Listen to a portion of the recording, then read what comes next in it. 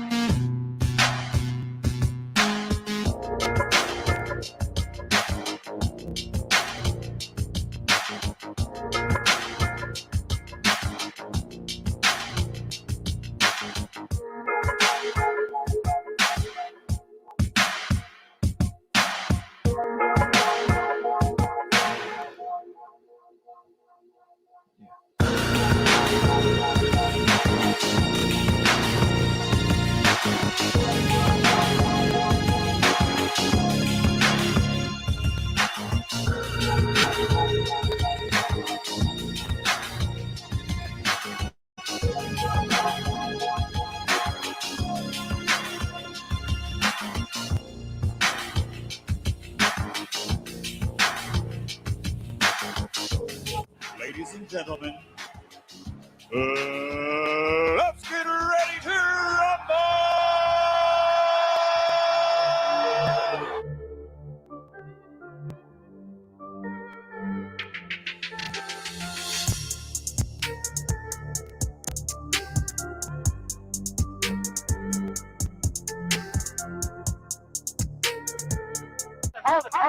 Hold it, you're not that pretty. I'm a bad man. Wait. I took up the wall. I took up the wall. I took up the wall. I bear witness, there's only one God, Allah, and Muhammad is his final messenger. That's what I said, Larry, on the bungle fight. Thanking you. They call me the problem, but you could call me the can man, because anybody can get it. Africans, Americans, Dominicans, Mexicans. How y'all doing, ladies and gentlemen? Welcome to another edition on Split Decision. Today we're gonna be talking about Eddie Hearn claiming that AJ versus Fury is going to be announced next week, as he's been telling that to the public for the last 6 months. We also have Bob Arum claiming that the AJ fight is not going to happen next for Fury. In fact, most likely is Deontay Wilder after he had his arbitration meeting. So we also going to touch on that a little bit. But more importantly, I do want to talk about Canelo Alvarez, Manny Pacquiao, and old media continue to make excuses to why they lost to Floyd. I also included old media because when their favorite fighter lost, they felt like they took a loss too.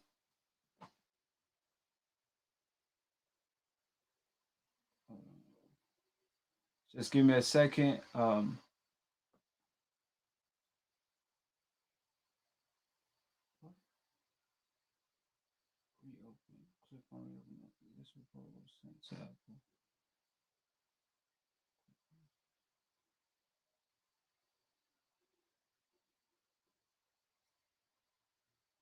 So I've been facing some sort of technical difficulties.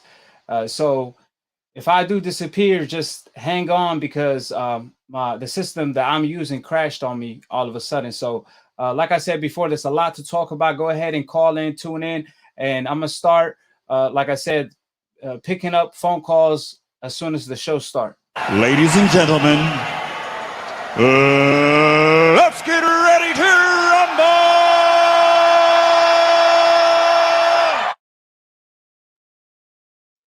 Hello, how you doing, AKHi? Who this is and where are you calling from? Yo, this is Joey from South Florida. Joey, what's going on? Glad having you on Split Decision again. Yeah, man, not much. Just been a shitty year of boxing, that's all. Yes, sir. Yes, sir. Before we start diving into the topics at hand, I do want to let the public know that you could call in. The number is in the description box. So if you disagree with anything I say, all you have to do is call in and we could talk about it. Like I said, there's a lot of people that troll out there. So, but they don't have the cojones to call in. They want to set up appointments to debate, but then they want to cancel, then go troll on their channel because according to them, they have to go get balls implanted since they have none. So with that being said, if you tend to disagree with AKHi, with anything I'll say, all you got to do is call in. Like I said before, AKHi's undefeated because the truth is undefeated. That's why they don't want to call in and debate with me because they know I keep it 100 when it comes to everything I report. With that being said, let me go ahead and start off with the first topic, which is I do want to talk about Ruiz versus Arreola. I do want to get your opinion on that. Obviously, it was supposed to be a showcase fight, but surprisingly, Arreola dropped Ruiz and made it a 50-50 fight. It looked like, leading up to the 7th round, it was like a 50-50, scoring. Like I said, Arreola impressed me with his performance. So what was your take on Ruiz versus Arreola? Were you surprised at the success Arreola had since this was supposed to be a showcase fight? Yeah, I mean, to be honest, no one really talks about Arreola. The man's 40 years old. He's a veteran, but come on. This was supposed to be, like, if you see the, what do you call it? You see the odds, this was supposed to be a beatdown in favor of Ruiz. He was supposed to showcase that he was back better than ever, but instead you see him get dropped very early in the fight. You see him have difficulties up until the later half, and then, yeah, he ends up winning convincingly, no question about it, but I don't know. Then again, you could say Ruiz had some ring rust, but I think Arreola put on a good fight on Ruiz. Yeah, man. I do agree with that, and I want to shout out OG Swag. My brother blessed me, on Ramadan, on our holy month. The last 10 days, obviously, are the best 10 days. So I appreciate you, OG. Always appreciate you for the love and support. Make sure you call in as well. I know you out there, in Toronto. So if you do get a chance, go ahead and call in, OG. I appreciate the love and support. This is a day one on AKHi TV. I appreciate the love and support. With that being said, yeah, I completely agree. I think that version of Ruiz can't show up against, let's say, a Deontay Wilder, Luis Ortiz, even Whyte. I think all of these guys will beat him, especially that version I saw against Arreola. For example, Deontay Wilder, if he was a sitting duck for that right hand, if Wilder cracks him one time, it's lights out. Wilder is faster, sharper.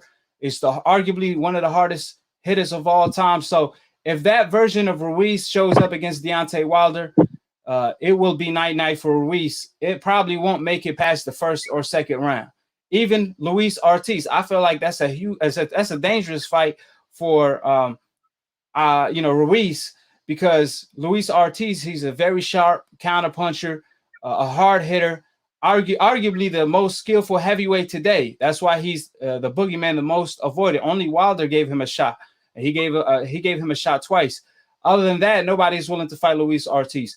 Whyte, the version I saw against Povetkin, his last fight, that version will give Ruiz a hard time. Most likely beat him. like I said before, because Ruiz showed a lot of vulnerabilities. It seemed to be his P's and Q's is counterpunching, right? But he has, obviously he's short for a heavyweight. So just like Mike Tyson relied on his head movement, the peekaboo style, getting in the inside and do damage. But Ruiz, he likes to counterpunch, he likes to box, and he likes to be more so on the back foot, or at least he likes for the fighters to come at him. However, if whoever fights him circle around him, it seemed like he having a hard time to get to the target. So against, like I said, like a Deontay Wilder with the reach and the height, the speed, the power he has, that's a nightmare. Even Luis Ortiz, Dillian Whyte, all of these guys possess some type of a puzzle that's going to be very challenging for Ruiz, to figure out. So I just think Ruiz has to really improve his game, his defense, and improve on fighting on the front foot, because a lot of fighters could easily keep him at bay with the jab. And we saw how Arreola was. AJ did. Yeah, and he did not learn from that fight, because we saw Arreola last night or the day before. He kept him at bay all day, every day with that jab, and he was setting him up with that 1-2 all night. He was vulnerable for the left hooks. He was vulnerable for the right hands, just like he was against AJ. So, like I said before, Ruiz has to make some tremendous improvement to have a chance against the top tier heavyweights, because just relying on your chin is not enough. And if Arreola is able to drop you, all of these other fighters I just mentioned has a great chance of knocking him out. So wouldn't you agree? Would you favor Ruiz against any of the top tier heavyweights based on the performance you saw on Saturday night against Arreola? I mean, I wouldn't bet on him against Whyte or Wilder, but I think at this moment in Luis Ortiz's career, I think he could beat a Luis Ortiz. I don't think it'd be easy, but I think Ruiz could beat Luis Ortiz. That's the only one I have faith in. Dillian Whyte, that's a tough fight. I think Dillian Whyte has what it takes to beat Ruiz, but Dillian Whyte's also not showed up certain fights, so it depends. Wilder's is the worst matchup for Ruiz in terms of size, in terms of reach, power. That's a fight where Andy Ruiz has to learn how to just get on the inside quickly and move around, use angles, and just lay his combinations in without getting caught by Deontay Wilder's just right hand. Yeah, I slightly disagree. Yeah. I think Luis Ortiz has a great chance of beating him because of his skill level and his power and kind of punching ability. And based on his last performance, Luis Ortiz, that is, he looked tremendously. He looked great in my eyes, Luis Ortiz, that is. On the other hand, like I said, Ruiz against a 40 years old Arreola, who had nothing left really. I mean, he shocked me, the fact that he came in shape and he came in to really try to win the fight. Nevertheless, I think that version against Luis Ortiz, I think Luis Ortiz beats him hand down, in my opinion. I just think it's a wrong style matchup for Ruiz, since Luis Ortiz is a great counterpuncher. On the other hand, Dillian Whyte, because Dillian Whyte have been knocked out, twice in the past, one by Povetkin, I could see Ruiz knocking him out. Don't get me wrong, I would still favor Dillian Whyte at the moment in time based on their last two, recent performances. Nevertheless, I will favor. I think Ruiz has a better chance of being a Dillian Whyte than a Luis Ortiz, and then a Deontay Wilder. I mean, especially the Wilder that showed up against the Vern, in the rematch, that sharp jab and the right hand that comes all the way from Alabama. Ain't no way Ruiz could take that type of a blow and be able to survive Deontay Wilder. I see that's like a guaranteed knockout. So if I have to pick and choose someone that Ruiz has the best chance of beating, I would say is Dillian Whyte, because he have been beat and stopped on more than one occasion by two different style fighters like Povetkin and AJ. So if anybody that Ruiz has the best chance of beating, it will be Dillian Whyte. And I will still favor Dillian Whyte to beat him. Don't get me wrong. I'm just saying that's who he has the best chance of beating. So, like I said, Ruiz has so many things to work on. If he want to go up against the top tier heavyweights, this was supposed to be a showcase fight, and it turned out to be a 50-50 fight with Arreola. So with that being said, like I said before, the number is in the description box. So if you disagree with anything I say, you can go ahead and call in. There's a lot of people that keep my name in their mouth. They mention my name in vain. They go trolling. We done set up a fight. We done set up a date. We signed up on a debating session.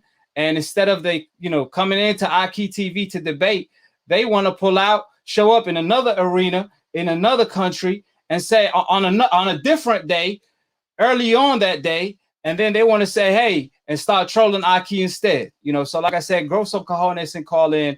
I won't hurt you physically. I'm just gonna hurt you emotionally. But the truth is the medicine. So if you accept it, it will set you free. But let's start talking about the next topic. I really want to touch on this topic in particular with you, which is Canelo Alvarez. Recently he came out and said, in my prime, I will knock out Floyd Mayweather. Now, first of all, we all know Canelo Alvarez is famously known for getting embarrassed to Floyd Money Mayweather. That was his coming out party. Like Floyd Mayweather, his coming out party was beating Oscar De La Hoya, beating Corrales, Manny Pacquiao. His coming out party was dominating Barrera, one of the greats. His coming out party was being Oscar De La Hoya. That's what made him a superstar. On the other hand, Canelo Alvarez, his coming out party was losing every single round, every single minute of that fight to Floyd Money Mayweather, a grandpa version of Floyd Mayweather.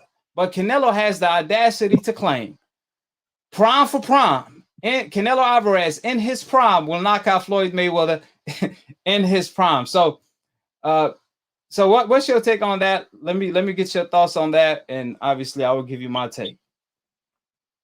Oh man. All right, let me just start off real quick. Now, I ain't gonna say any names, but there's been a few channels out there that recently commentated on this and stated that because of Floyd Mayweather's how he picked fighters in his prime, that a Canelo Alvarez wouldn't he wouldn't do well against someone as skilled as Canelo back in his prime because of how Floyd selected his fights. In other words, they're saying he's a cherry picker again. The same old. The funny thing is, everybody who Canelo and Floyd have shared together, when they fought Floyd, they were out of their prime. But when Canelo fought them years later, they were surprisingly back in their prime. You notice that? How when Floyd beat Cotto, people are like, oh, Cotto's washed. But Canelo beats Cotto, Canelo's praised. When Floyd beats Mosley, Mosley's washed. But when Canelo beats him, oh, it's the same thing. Keeps going on back and forth. Canelo gets praised for beating up on Amir Khan, who outboxed him for 4 rounds, coming up 2 weight classes. But Floyd Mayweather comes up to your weight class and beats the shit out of you when you're a unified champion. How does that make you look? But yet you want to claim that if you guys were prime for prime, he beat you. What do you consider prime, Canelo? What do you consider prime? When you are 168 and he's at 147, you knock him out? Is that what you're talking about? Because I know you're not talking about in the same weight class, skill for skill, eye for eye. Let's be honest here. Look, Canelo's a great fighter, but Floyd Mayweather's just on a different level. We saw that back in 2014, and I don't think the result will change 6 or 7 years later. I don't think it would have changed 7 years beforehand. I think, frankly, yeah. I think Floyd Mayweather beats the shit out of Canelo 10 times out of 10, no matter what. Yeah, the style that Floyd Mayweather has is the style that Canelo avoids fights with. So Floyd Mayweather beats the shit out of Canelo Alvarez. I'm sorry. Right. Now, first of all, for the people that you did mention, whoever these trolls are in different channels that claim, that Floyd cherry-picked as pretty boy, that just shows you they're just a bunch of trolls and not reliable, because the fact that Floyd Mayweather as pretty boy in his prime, he was the boogeyman. He was the most avoided. He was calling out everybody and everybody was ducking him. He beat Corrales and still called out all the best fighters. He called out Sugar Shane Mosley when Sugar Shane was undefeated at 135, and Sugar Shane blamed, he made up excuses, avoided Floyd Mayweather on more than one occasion, and blamed it on his teeth at one point. So to say Floyd Mayweather cherry-picked as Pretty Boy kills their argument, whatever they bring it to the table, because Pretty Boy was the boogeyman when he was Pretty Boy. So how can you cherry-pick or be a businessman when you are the boogeyman, when nobody's willing to fight you, and you one of the top pound-for-pound fighters in the world? So first of all, I do want to start off with, this Canelo excuse of being unexperienced and too young. Now, first of all, Canelo on steroids will lose to Floyd. At any time in his career, if Canelo is on steroids, he will still lose to Floyd Mayweather. And when it comes to the too young excuse, the last time I checked, Mike Tyson was undisputed at 21 years old. Last time I checked, Mike Tyson was the baddest man on the planet at 21 years old. Last time I checked, Mike Tyson turned pro in 1985, and 3 years later he became undisputed with only a handful of fights, like 20 fights, right? On the other hand, Canelo Alvarez, they call him, according to Canelo Alvarez trainer, Canelo he's labeled as the Mexican Mike Tyson when he was growing up in Mexico. So if he's the Mexican Mike Tyson, Canelo Alvarez turned pro at 15 years old. By the time he fought Floyd Mayweather, Canelo was 9 years into his pro career. Canelo Alvarez had 50 fights. Canelo was 23 years old and a unified champion at his bully weight division, 154. That Canelo lost to a grandpa version of Floyd Mayweather that was 36, 37 years old, that was fighting in his fifth weight division. And he didn't just lose to Floyd, he lost every round. That was arguably Floyd Mayweather's easiest fight. That was Floyd Mayweather worse against Canelo Alvarez entering his prime. But I guess Mike Tyson at 21, he said, I'm the baddest man on the planet as the undisputed heavyweight champion of the world. However, Canelo Alvarez at 23, he's apparently, I wasn't born ready, kind of a champion. So, like I said, you can't make this up. Canelo Alvarez fan, apparently the loss stings, and he keeps reading into the decafs, that claim, prime for prime, you will beat Floyd. How? How can he beat Floyd prime for prime when, and not just beat him, Canelo said knock him out. How can you knock out Floyd in his prime when he was Pretty Boy Mayweather, when Canelo could have knocked out Gennady Golovkin, who utilizes blocking with his face technique, a punching bag? You could have knocked out Gennady Golovkin, but you're going to knock out Floyd Mayweather, who has arguably the best defense and offense of all time? You could have knocked out Gennady Golovkin, and forget about knocking out Gennady Golovkin. He arguably lost twice to Gennady Golovkin, and he tested for steroid one time.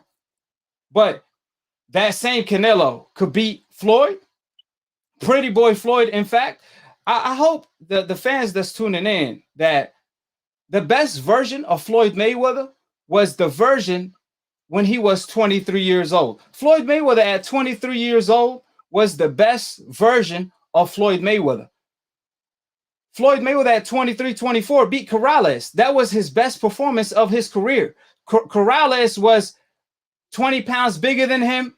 He was undefeated, had more knockouts than him, had an iron chin, and Floyd Mayweather clearly dominated him. It was arguably his best performance of his career, offensively, defensively, entertaining-wise, you name it. Floyd Mayweather displayed everything about the sweet science and the entertainment of boxing in that fight. You telling me Canelo could knock out that version of Floyd Mayweather, the Pretty Boy version? Man, he won't even last a couple rounds with Floyd.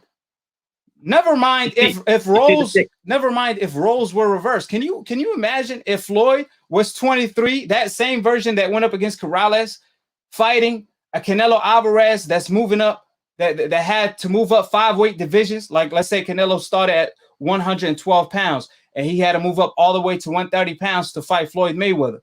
Let's say Canelo was 37 years old and Floyd was 23. Let's say Canelo had, 40 fights. Floyd Mayweather had 50 fights. Who would win that fight? Man, Floyd Mayweather will whop the floor with him. Floyd Mayweather will knock Canelo Alvarez from Mexico back to Ireland, where he actually from. If we all being honest. So, before I get your take on that, let me read the super chat. Shout out to OG Swag yet again. Like I said, I appreciate the love and support. That's my brother right there. And my man said, I appreciate the super chat. Harris, he said, I love your podcast, AKHi. You bring the heat. Ruiz had a great pay-per-view, but Wilder will dominate him. Can't wait to see Fury exposed. Yes, sir. We're going to talk about it. Yes, sir. But, yeah, so what's your take on that, my brother? I mean, it's real simple when you think about it. Here's the thing. Everybody wants to say, like, even Floyd Mayweather's coming out party, De La Hoya. Oh, he fought De La Hoya when he was old. De La Hoya was 34 years old, and Floyd Mayweather already said he called out De La Hoya years before that. And he was a champion when De La Hoya fought him. I can name you all the champions that people actually know of Canelo and how many of them were actually older than the age that De La Hoya was when he fought Mayweather. Shane Mosley was older than De La Hoya when Canelo fought him. Miguel Cotto was older than De La Hoya when he fought him. Gennady Golovkin, which is still to this day is Canelo's best win, as well as a fight where a lot of people thought he lost, at least the first one, was older than Gennady Golovkin. I mean, older than De La Hoya. Sergey Kovalev was older. So these are Canelo's quote unquote best wins, and yet they're all in their prime. But yet you telling me a 34-year-old De La Hoya who Mayweather moved up to face, that guy's out of his prime.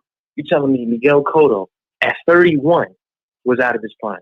You telling me Shane Mosley, who fought Mayweather years before he ever even knew who Canelo Alvarez was out of his prime. That's the thing.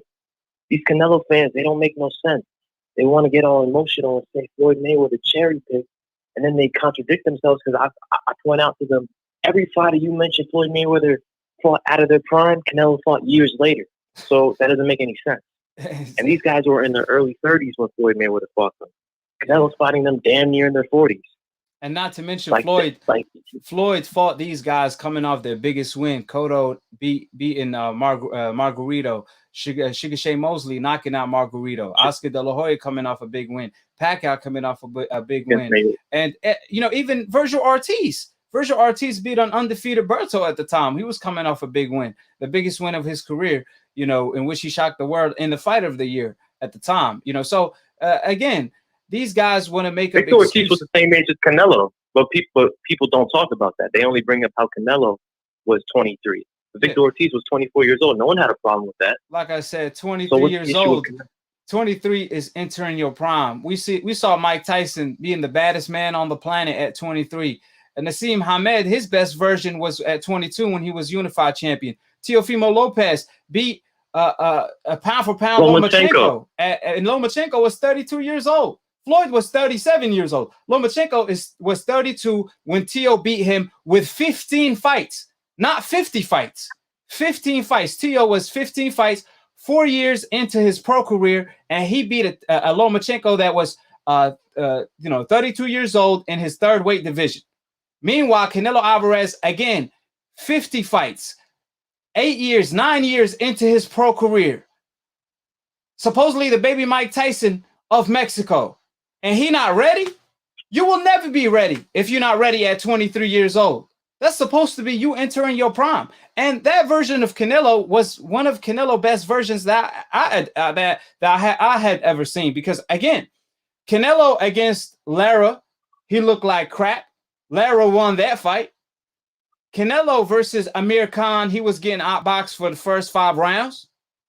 Canelo versus Triple G, he arguably lost both fights. And this was recent. Canelo versus Kovalev, that was 1 foot out of the door. Canelo was losing that fight up to the 10th round when he stopped Kovalev. So Where is this version of Canelo that could knock out Floyd?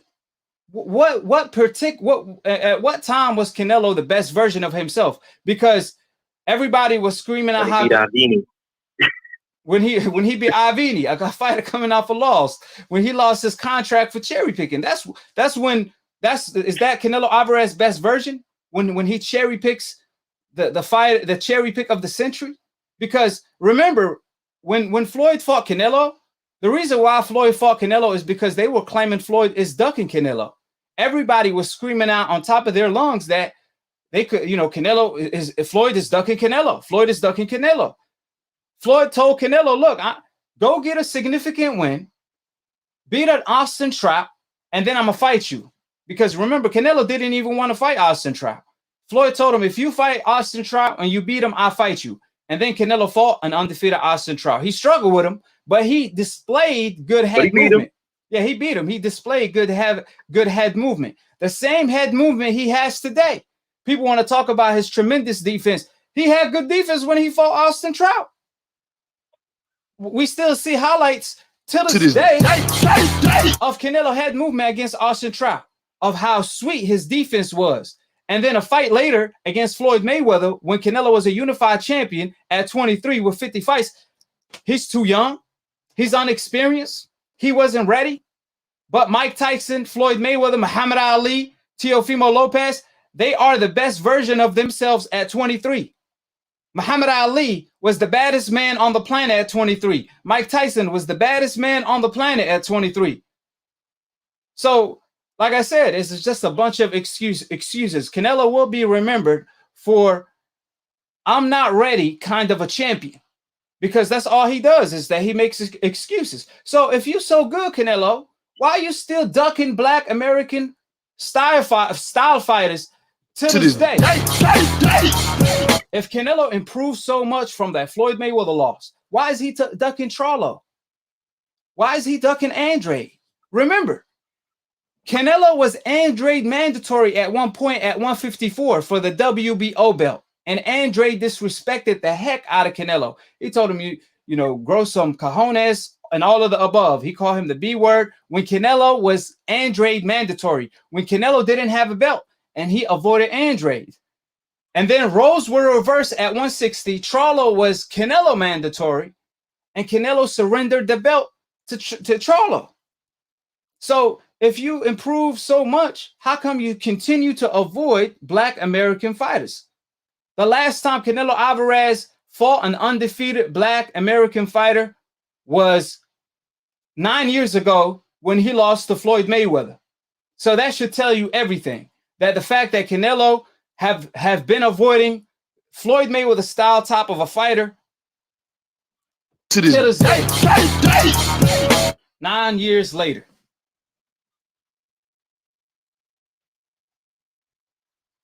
You still there? No, I'm still there. I'm just hearing facts right now.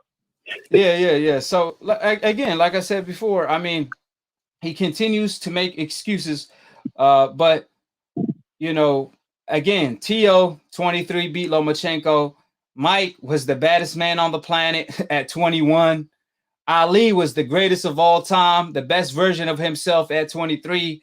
So what are we talking about? It's the only one that was unexperienced with 50 fights that I know of is Canelo Alvarez. And if he's so good today, why are you ducking Charlo and Andrade? Why you continue to duck these undefeated Black American fighters? So Canelo is just a walking contradiction. Like I said before, Canelo on steroids will lose to Floyd. Canelo on steroids, if he fights Floyd Mayweather, especially Pretty Boy, Floyd Mayweather will knock out Canelo. He will send Canelo from all the way from Mexico back to Ireland, where he actually from, making these ridiculous comments. Any last thoughts on that? You see, the thing is, when you ask Canelo, like he goes in his Instagram and he says, who do you guys want to see me go against next? I don't see Charlo. I barely see Andrade. I don't see any of those guys. The number one name I see other than Triple G at this time is Floyd Mayweather. They want to see a 44-year-old Floyd Mayweather up against a Canelo at 168. They don't want to see him fight against Demetrius Andrade, who's been calling him out. Jamal Charlo, who's been calling him out. David Benavidez, who's been calling him out. I don't get it. And when we say prime for prime, we got to make it clear. When you say Canelo versus Floyd prime for prime, you got to bring up Floyd from 130. Like, let's say Floyd Mayweather is 50 pounds bigger against Canelo, like, or you got to shrink Canelo back to 130 and say, okay, well, if Canelo is at 130, prime for prime, who gonna win? This is what we're talking about. We ain't gonna bring up Floyd from 130 against Canelo at 175. That's not how it works when you do prime for prime. Yeah, and that don't make no sense. Yeah, that's what people got to realize. Like Canelo, man, he will never fight an Andre Ward. You know what I mean? Like Andre Ward, he never challenged Andre Ward. He never asked for a Floyd Mayweather rematch until Floyd Mayweather retired like 2 years later. You never heard Canelo Alvarez say, I was unexperienced. I need to, I want a Floyd Mayweather rematch when Floyd was still active. He never called out Floyd Mayweather. The moment Floyd Mayweather retired, now it's safe to come out and make a ridiculous statement because he knows Floyd is 45 years old. He's not going to come out of retirement to fight him. And if he did, he probably still beat his ass. I mean, with Canelo, the flaws that we see, Kovalev was catching him with jabs all night. Gennady Golovkin was catching him with jabs all night. Everybody catches Canelo with jabs all night. Amir Khan, Lara. All these guys were making him look bad at some point. So we never seen this improved version of Canelo unless he fights an Avni Yildirim, a Rocky Fielding, a Calum Smith.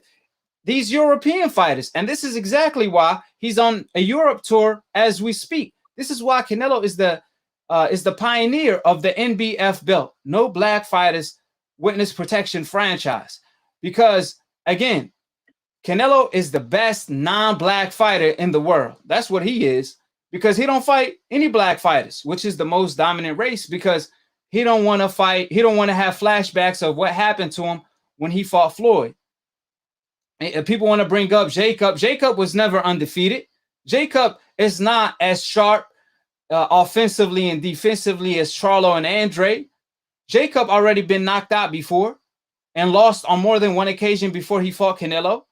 We're talking about an undefeated black American fighter. The last time Canelo fought that top of a fighter, he lost, which was 9 years ago against Floyd Mayweather.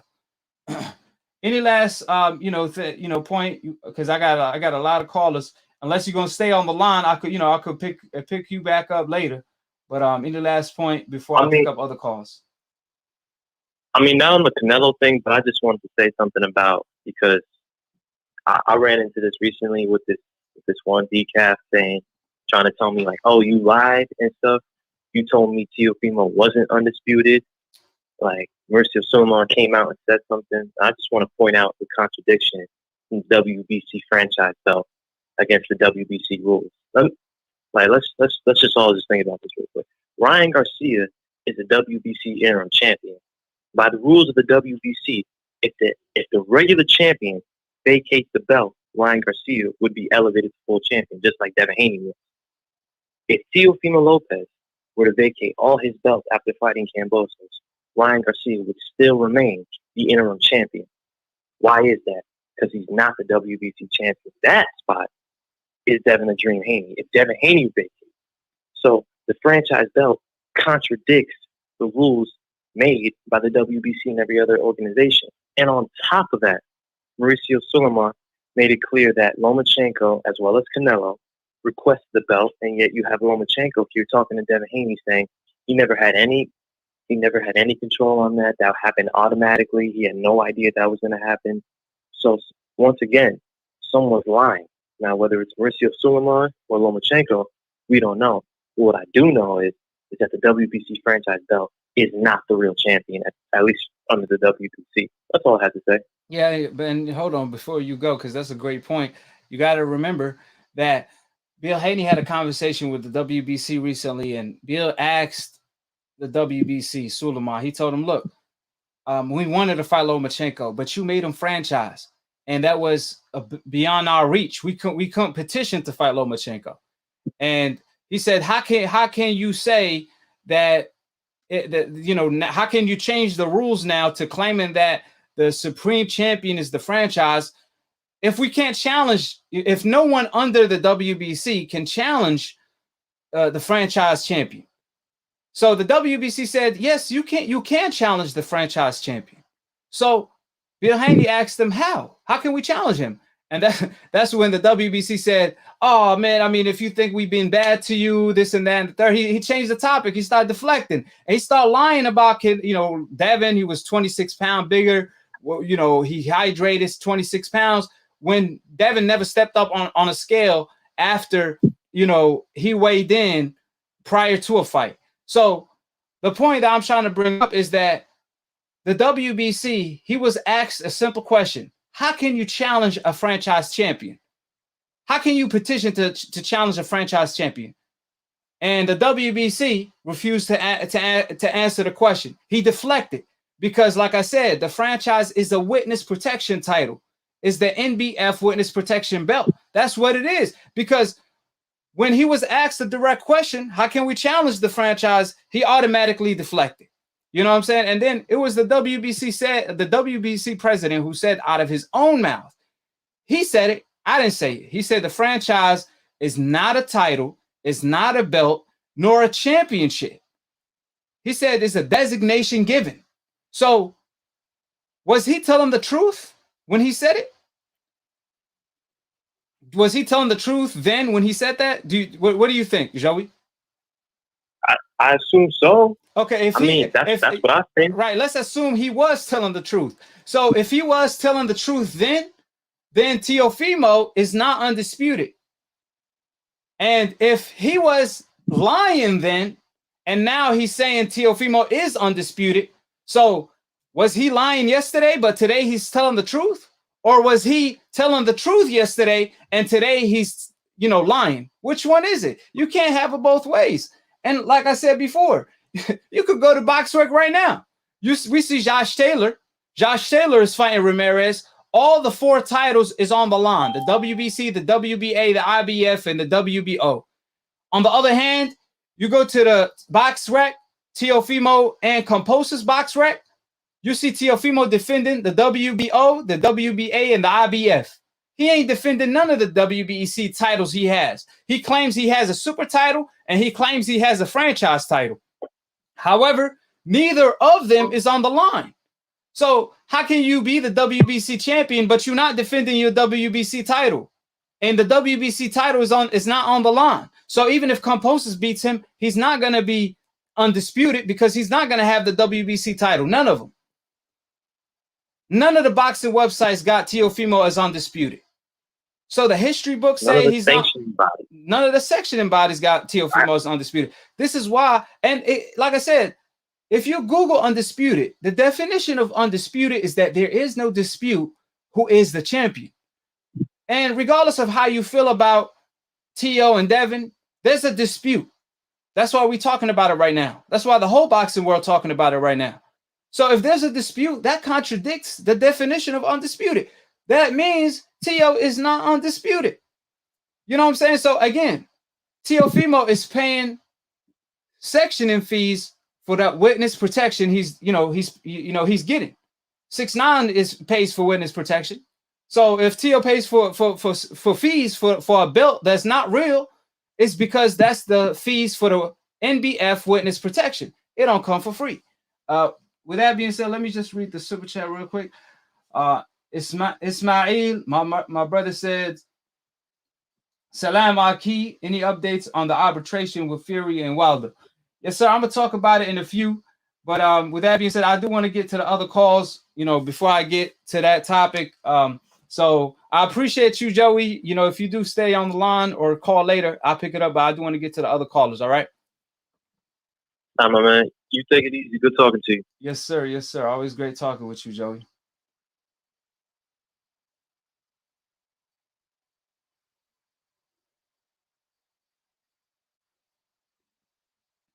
How you doing, AKHi? Who this is and where you calling from? What's up, man? How you doing, man? I'm calling from Cali. What's going on, my brother? So yeah, you were talking about how Canelo was like avoiding fighters. We're talking about like Andre and Charlo, right? Can Yes, you sir. please go over like the opposition that Charlo's fighting? His name is Juan Matias. He has 4 losses, 1 by knockout and 2 dogs. I want you to go over that real quick and just give me your thoughts on that. Well, I mean, Montiel, you mean he fighting? Montiel, I think he knocked out Crooklyn his last fight, but Crooklyn was the same version that Canelo fought, a washed up version. So it's not, it was expected. So Montiel obviously knocked him out in the first round, which gave him the opportunity to fight Charlo. Since Charlo on mandatory right now, Munguia doesn't want to fight Charlo. Munguia, he's both Andrade and Charlo mandatories, and he elected to fight neither or, and he chose to fight someone else that already lost to Andrade instead of getting his opportunity at a world title. So that being said, because of Charlo, like I said, Munguia don't want to fight him. However, he should unify, but obviously Gennady Golovkin turned down I think Gennady Golovkin turned down 2 fights, a 2-fight offer with Charlo. That was official. Charlo team sent Gennady Golovkin 2-fight offer, and he turned it down. There's another champion also holding the WBA super title. I think he's in the works of fighting Gennady Golovkin from what I heard. So Charlo obviously couldn't get him either. That's Andrade. He's always available. Andrade is always available for anybody. Andrade is free smoke at 160 right now, but he obviously had a fight before Charlo got his fight with Montiel. Now, the only other fighter that was available was Benavidez, but obviously it was for September, and Charlo needed a tune-up fight anyway.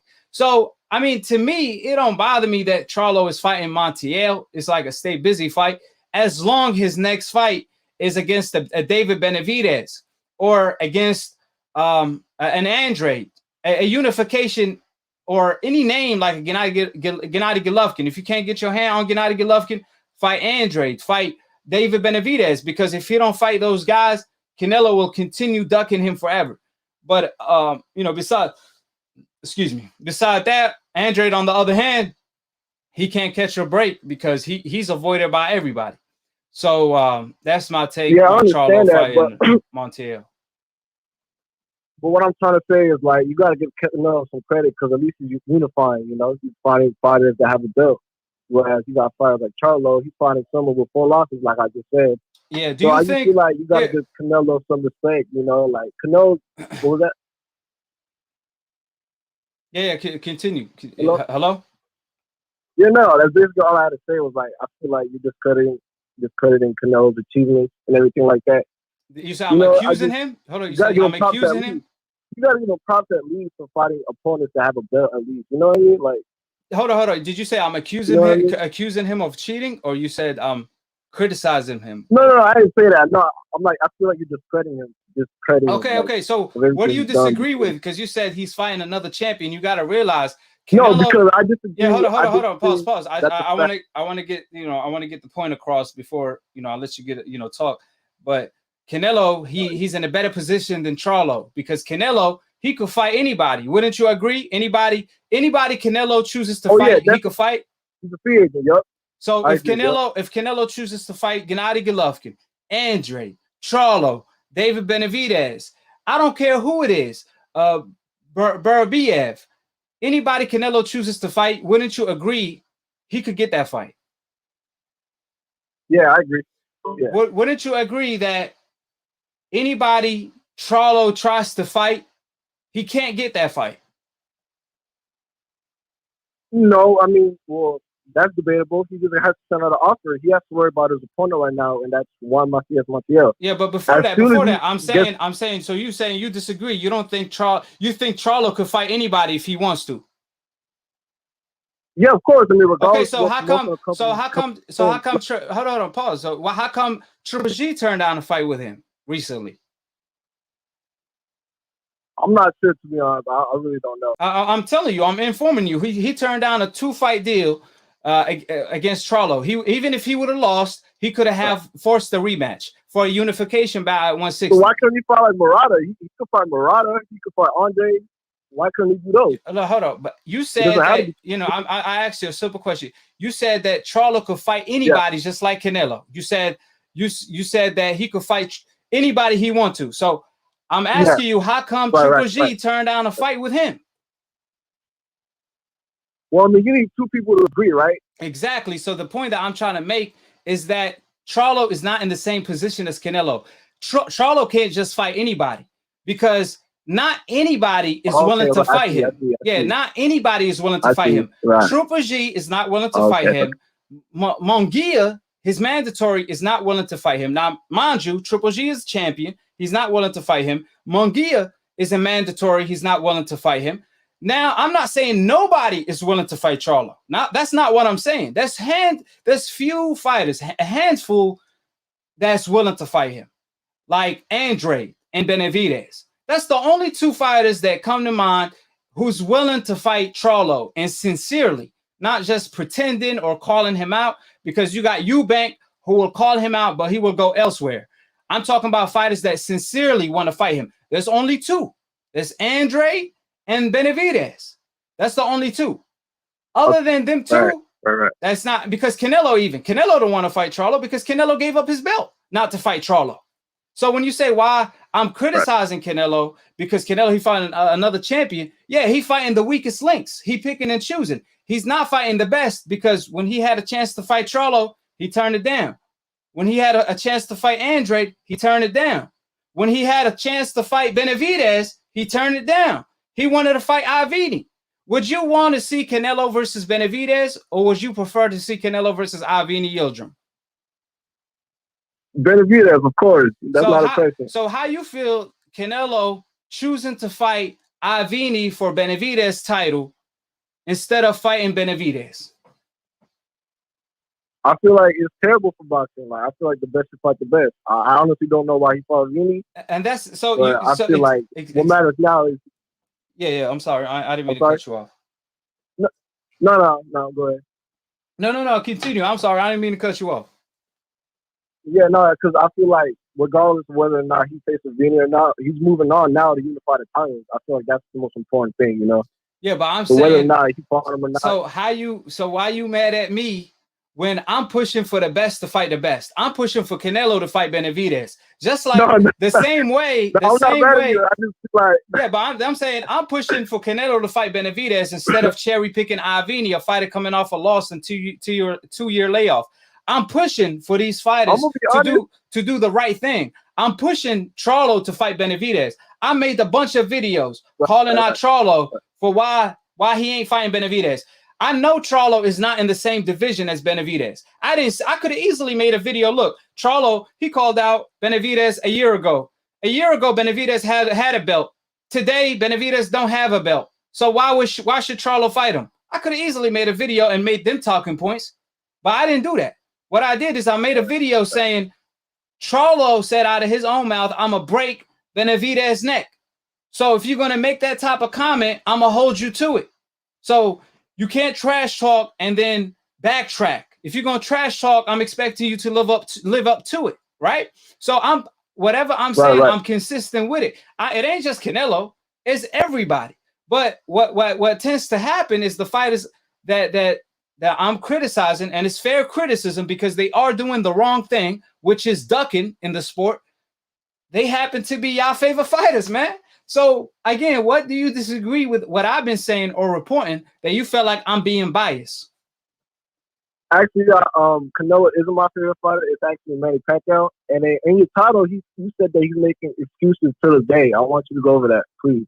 Well, old media is making excuses for him, but Pacquiao made excuses as well by saying that his shoulder hurt, and he made excuses to why he lost to Floyd. Okay. Well, will you agree that injuries happen in sports? Will you agree that injuries happen in sports or just in general in life? Right, but it was an injury that occurred during the fight, according to him. So if it was an injury that occurred of you missing the right hook, that's you can't use that as an excuse, because injuries happened all the time. You have to find a way to win. And again, he said that he hurt his shoulder, but when they asked him in Philippines, you know, have your shoulder healed? He said, yeah, he swam in the ocean in the Philippines and the salt water healed his shoulder.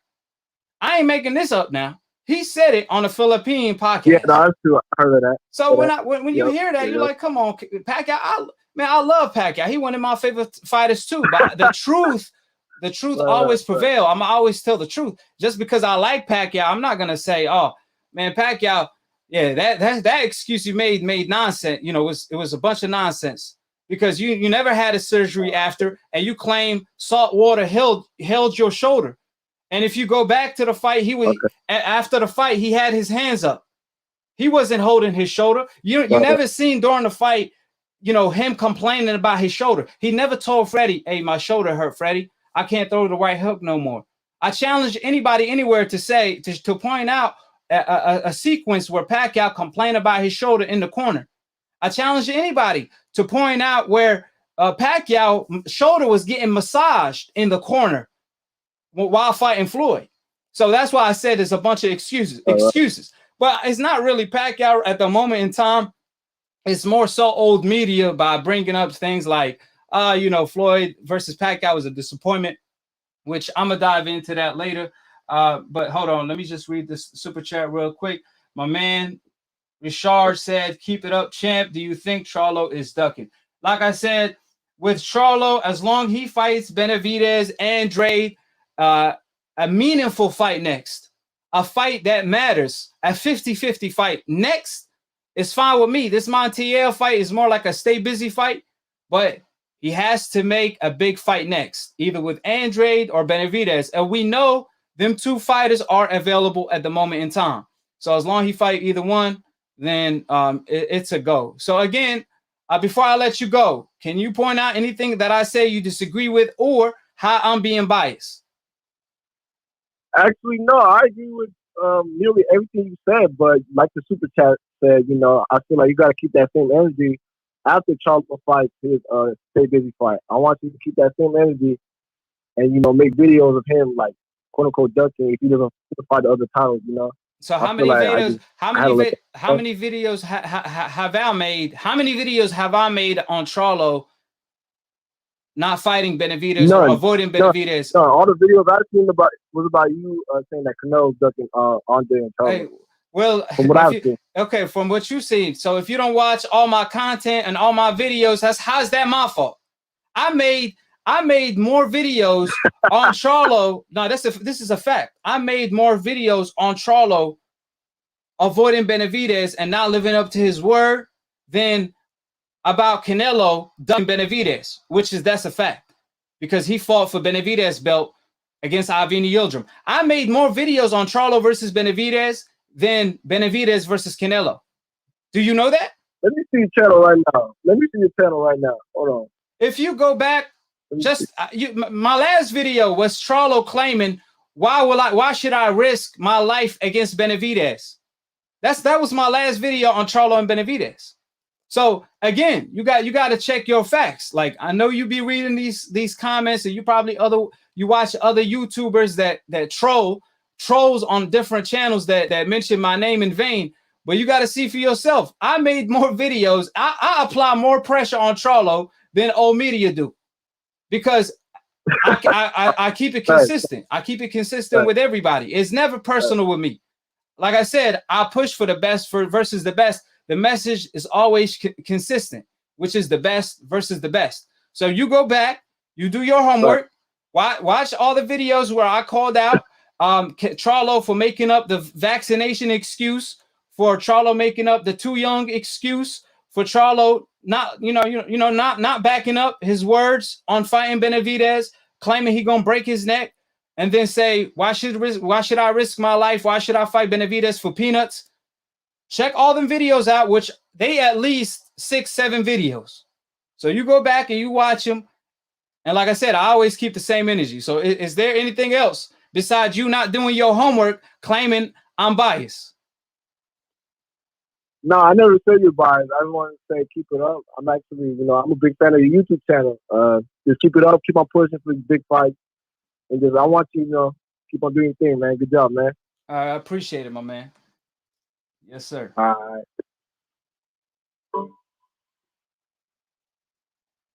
How you doing, AKHi? Who this is and where you calling from?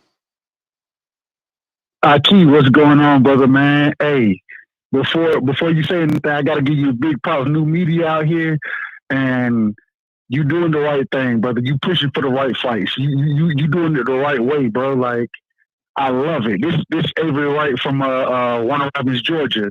You feel me? So, hey, I just want to give you your props first, but then I got a couple questions for you now. I got a couple questions. Yes, sir. Well, I'm here to answer all y'all questions. Like I said before, you saw the brother that called in earlier. He, you know what I'm saying? He accused me of being biased and giving Canelo a hard time. And then when I asked him the $1 million question, he said, look, man, I just didn't do my homework. I didn't know you keep the same energy. So like I said, I'm showing that new media narrative is the whole absolute truth, because people call in and they can't point out one thing I'm being biased toward, or one thing I lied about, or anything of that sort, because the truth is always the thing you saying right now is facts, bro. Because just to be real, me personally, you feel me? Me and Mike Tyson, we got the same birthday. So Tyson, June 30th, baby. Tyson is my guy, right? Yes, but sir. I'm looking at the boxing layout right now. The same way you talking about Floyd. Floyd fought the best. You feel me? He didn't run from nobody. But that's not what we see in today's boxing game. And it is really ruining. That's why you got people like Jake Paul who can come out here and fight MMA fighters and make tons of money off of it, because the best aren't fighting the best right now. And what I want to say first is my favorite division right now is that 135 division. That 135 division right now, I feel like, yeah, you got T.O. who claiming to be undisputed, which we all know it ain't true. But my thing is this. Devin is that dude, and he can't catch a fight to save his life right now. I'm trying to. He can't catch a fight to save his life. Everybody, I've never seen this. I've never seen your mandatory for a world championship run and say, let me fight somebody else, or come out and say, oh, I got anxiety. Ain't nobody trying to hear none of that right now, man. We trying to see the best fight the best, bro. Like, man, let's be real about it. Let's talk about, hold on, because you brought up a lot of things to my attention that I actually wanted to talk about, and that's funny. First of all, everybody want to criticize Floyd, but remember what T.O. said. T.O. said everybody want to be Money Mayweather, but nobody want to be Pretty Boy. Nobody want to be Pretty Boy. You know what I'm saying? Like, everybody. He don't want to be Pretty Boy. He don't want to be Pretty Boy. Yeah, he don't want to be Pretty Boy. You know what I'm saying? He over here criticizing YouTubers, and he ain't trying to fight nobody. He ain't trying to fight the dream. He ain't trying to, he said his dream is to become undisputed, but ironically, Devin Haney nickname is the dream. And he got the WBC real title, and he rather pay for a witness protection title to avoid Devin Haney. But first of all, I do want to mention what you brought up, Ryan Garcia, anxiety, because that I made 2 videos on that, and a lot of people brought up concerns of what if Ryan does actually have anxiety. Now I do want to make it clear that anxiety. Hold on. Yeah, hold on. I don't mean to cut you off, Aki. Yeah, go ahead, Aki. Go ahead. Okay, yeah. Let me just. I'm just gonna say.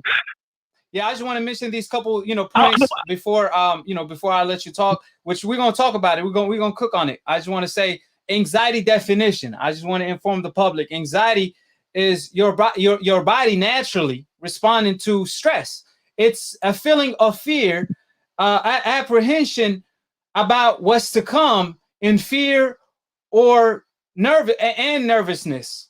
Like if you're nervous, if you're fearful of a situation, right? That's what I'm saying. That's what anxiety is, right? Now, what blows my mind, like for the people that say, oh, what if Ryan does have health issues? Because I know some people that have health issues, mental health issues, and I take that very seriously.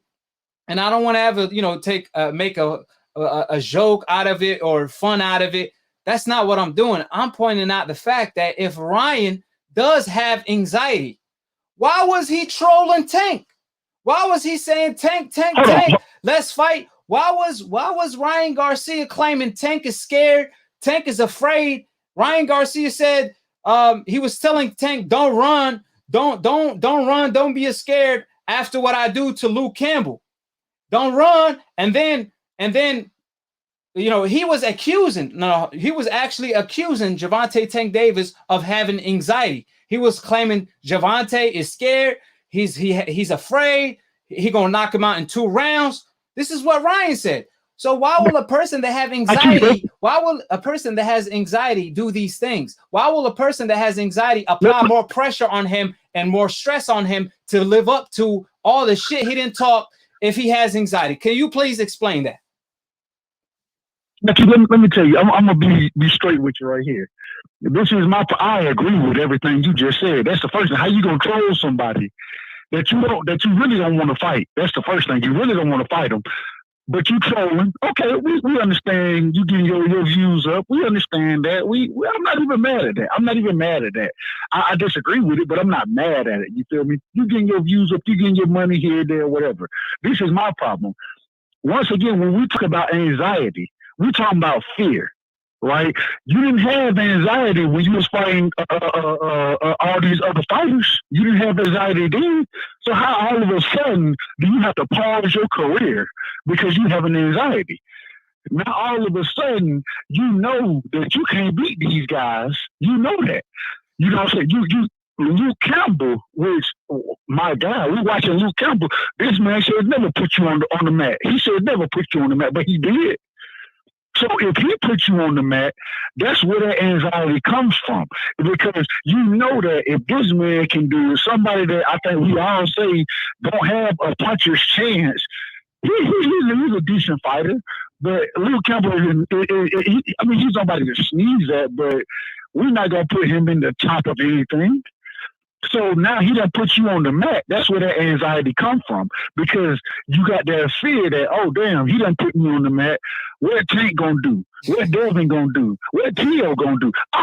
Even Tio is running right now. He decking like a mug, but we clearly can see, Ryan, that the anxiety that you have, the fear that you have, comes from fighting the great fighters, the better fighters. Once Luke Campbell put your ass on the ground, that's what happened. And so my thing is this. Hey, Ryan Garcia, decent fighter. I like him. You know, I like to watch him fight, but I don't think he's a great. I don't think he's going to be anything special. I don't. I could be wrong. And I'm not, I never would be mad at being wrong at that. My thing is this. You didn't have the anxiety until you was on the doorstep. Once you got on that doorstep, that was an eliminator fight. I mean, that was an elimination fight that you took with Luke Campbell. But then you want to go for another elimination fight for what? You already a head man. You're supposed to be ready to fight. That's not what we see, and this is the problem with boxing today. You got the supposed people who want to be great. They ducking and running from the best fighters. Tiafimo running. Okay, I'll be honest. I seen half of a Kambosos fight, half of one, and I only had to find it just because Tio said he was fighting them. I've never seen Kambosos really fight, and I look at myself as an avid boxer fan. You feel me? That's how I look at myself. I could be wrong, but my thing is there was none of this anxiety from Ryan when it wasn't real fighters on the table. When it was the cherry picks of the world, right? He was all game. But then when it came down to the real, then all of a sudden you got anxiety. You need to pause your career. Tio, I mean, my God, you got your father coming out here talking about that. Oh, Devin them go overprice themselves. But then you go overprice yourself. You talking about Tio Senior. He came out of what he said. What I'm going to fight y'all for $4 million, $2 million, whatever it is, if I can make $10 million with Kambosos. You not make, but you had to take your stuff to bed. Nobody didn't even want to pick your fight up. That's just what it is. And I just don't understand what's going on in boxing right now, because especially at that division, because you got dynamic fighters in that division. And it seems like between Devin and Tank going up fighting in 140, I believe, in I believe it's June, June, somewhere there. Yeah, Mario Barrios. But he didn't even fight in the division. And so my thing is y'all gonna let all this happen when you got millions of dollars on the table that could be made if you go fight? Hey, the best done lost. Outside of Mayweather, the best that lost. Muhammad Ali lost. Mike Tyson lost. The best that lost. That's okay. We're not mad at a loss. We want to see how you come back off of that loss. If you do lose, but it's money to be made. It's great fights to be made, and I'm just embarrassed at the sport of boxing right now as far as how these fighters are reacting. And I give you big credit because you went after not necessarily went after, but you called out Charlo for not fighting Benavidez or talking a big game and then not going to fight Benavidez and signing his name on that dotted line. And I like Benavidez. That's a tough individual right there. That's a tough dude. But at the same time, Charlo's a good fighter. So my thing is, and then you listen to Benavidez's dad, man, his pops. What do you say? Hey man, we looking to make the best fights. Win, lose, or draw, we want to fight. You feel me? Those are legacy fights, and exactly. that's what we not seeing no more in boxing is legacy fights. Yeah. And I just want to hear your opinion on the absence of legacy fights in the boxing community right now. What are your thoughts on that?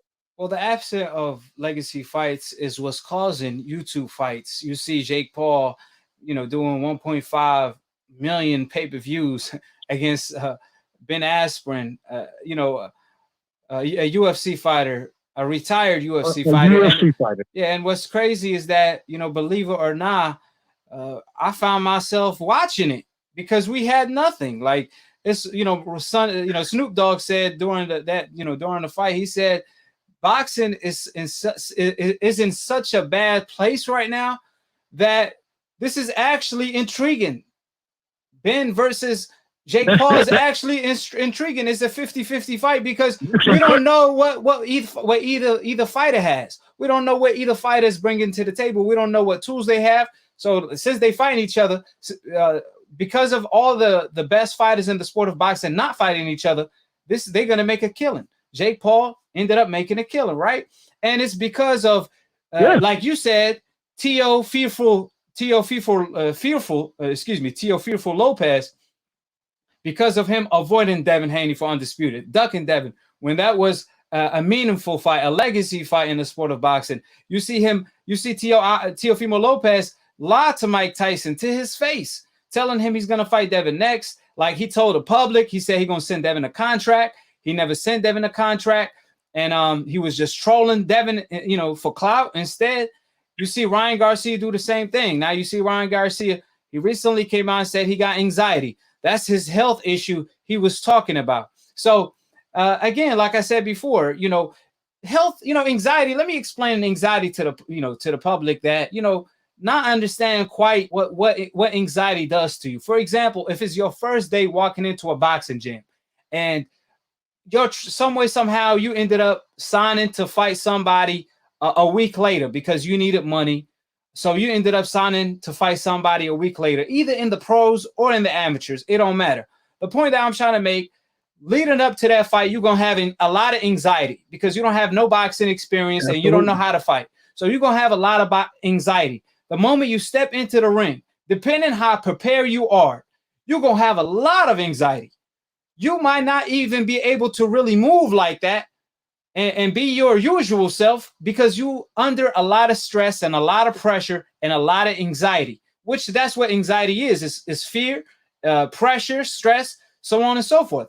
But for a guy like Ryan Garcia, because see, a guy like that could have anxiety all day. But for a guy like Ryan Garcia, who has like 20 pro fights, who fought like 100 times in the amateurs, almost 200 times. Almost 200 times in the amateurs and 20 times in the pros. He fought on Canelo Alvarez undercard. He was the co-main event on the Kovalev fight. How come he didn't have anxiety then? How come all of a sudden anxiety popped up? See, it's not like a human being could develop anxiety. You know, that's not what happens. Either you have it or you don't. You're not going to have anxiety overnight. That's not what ends up happening. But for Ryan Garcia case, what it is that he ended up putting himself under a lot of stress and fear, because he said Tank is a bully. He said Tank is a bully. I'm not afraid of him. That's how I felt when I was in school.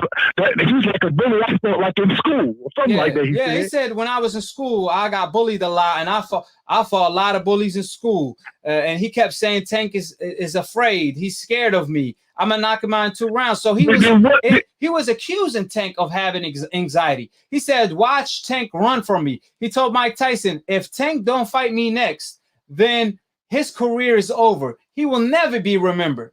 Ironically, he turned around and did exactly that. He ducked Tank and ended up retiring from the sport. And now he will never be remembered. All Ryan Garcia is going to be remembered for is being a YouTube sensation, a YouTube champion, or Instagram, TikTok champion, the undisputed social media champion, as Bill Haney put it best. So, like I said before, Ryan Garcia, he was the one that put himself under a lot of stress, because if you have anxiety, why are you trolling Tank, which raises your tension and stress level?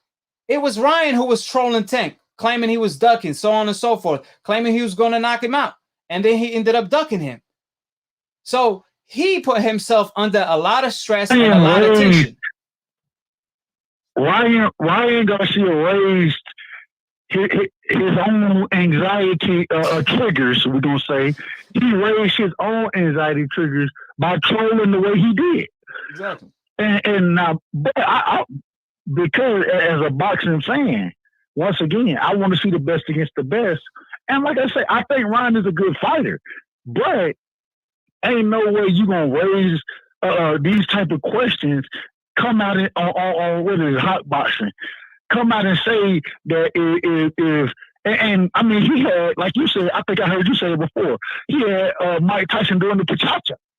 And you sitting there like, come on, man. You got Tyson out that bit dancing. And then you gonna sit here and run? You gonna cower and blame anxiety for it when you brought the anxiety upon yourself? Yeah. Come on, man. Have anybody in history, embarrassing. Have anybody in history used that excuse to pull out of a fight, or you know what I'm saying? Like, have anybody brought up anxiety to pull off that excuse? I mean, to use that excuse in the past. I'm only 30. What am I? I'm 33, but I don't remember any of the fighters, especially some of those old school fighters. I don't remember any of them ever talking about anxiety as an issue to fight. Yeah. I've never heard this until Ryan Garcia. That's not. I don't know. It may have been some other individuals out there. I don't remember any of those individuals. Nobody used that excuse. And let me tell you this. I mean, boxing is 90% mental, 10% physical. Now, all the other fighters are going to use that against him. Now, mentally, he's already defeated. When you put that, when you have mentally, he's already defeated, because Mike Tyson said, fear is the best emotion, because fear get me prepared for a fight how I'm supposed to, because I don't want to lose in front of everybody. So I'm going to do what I'm supposed to in the gym so I could be prepared fight night to go to war. Mike Tyson said out of his own mouth, fear is the best emotion because it gets you ready. Muhammad Ali, he said he was afraid of Sonny Liston. He was afraid of George Foreman, but he challenged him and faced his fears. And he faced his fears, and he ended up dominating both of them, which ended up being his legacy fights, his best performances. Right. If you let your fear come, like I said, pressure bust pipes. Ryan said pressure, they make diamonds. So pressure either makes a diamond or bust pipes. For Muhammad Ali, pressure made a diamond. For Ryan Garcia, pressure bust pipes. Pressure bust pipes, because you see him claiming anxiety and pulling out of a fight. Ryan Garcia, he allowed Gervonta Tank Davis and Devin Haney retire him off the sport of boxing without even fighting him, just off fear, just off emotion, just showing you how mental boxing is. These fighters, Devin and Tank, retired Ryan Garcia just based on the mental aspect of the sport. You can't tell me, AKHi, and I know you got other callers, so I'm gonna try to keep it short, but you can't tell me this is not an iconic moment in boxing to show that these individuals today, soft as cotton tissue, you feel they I don't even see, even like you said with Canelo, this man go find a fighter who ain't fought in 2 years, and that's who you want to fight. And then, okay, yeah, you beat him bad, but what else did you expect? You're not testing yourself. You're not pulling up for the best. And I don't know, man. It's just embarrassing to watch, and it's gotten to the point now. I saw that there are some good fights coming this summer. I was looking at I believe Showtime and a few other platforms that were bringing fights this summer, and I saw a few good fights, but it's just embarrassing to watch right now because it seems like that. I mean, the best. It doesn't matter if you're the best or not. What you're looking for is an easy victory, so you can continue to run your checkup and that type of thing. Which I understand. Everybody want their money. I understand that, but man, I don't think people understand that Muhammad Ali, one of the greatest. I once again, I'm biased. I like Tyson, but even Tyson had losses.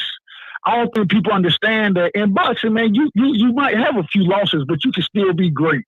I think everybody see that Floyd Mayweather status where, and the thing is Mayweather was the greatest defensive fighter I think we've ever seen. Ain't nobody gonna have defense like Mayweather does. Well, I'm not gonna say nobody because you look at Shakur Stevenson, you look at Devin Haney, they both got great defense. But the thing is I don't expect to see anybody run it like Floyd Mayweather did. But even when he was running it, he fought the best. And it's just so perplexing to me to see. I'm like, man, I'm looking at these guys and I'm thinking, man, y'all should be getting it in right now, and that's not what's going on. And it once again, it's an embarrassment because at the end of the day, as a fighter, that's what you do. You fight. I like Charlo. I like Charlo a lot, but to come out and say you're gonna break somebody's neck, but then say what I'm gonna risk my life for to go up to this division, it's kind of confusion. You know, it's a lot of confusion that you're throwing in there. So it's a lot of these fighters. Last thing, and I want to hear this is my last question, and I want to hear your opinion. Before on you this. ask the question, I do want to say, read the comment real quick. My man said, AKHi said the pressure made Ryan Garcia a crystal.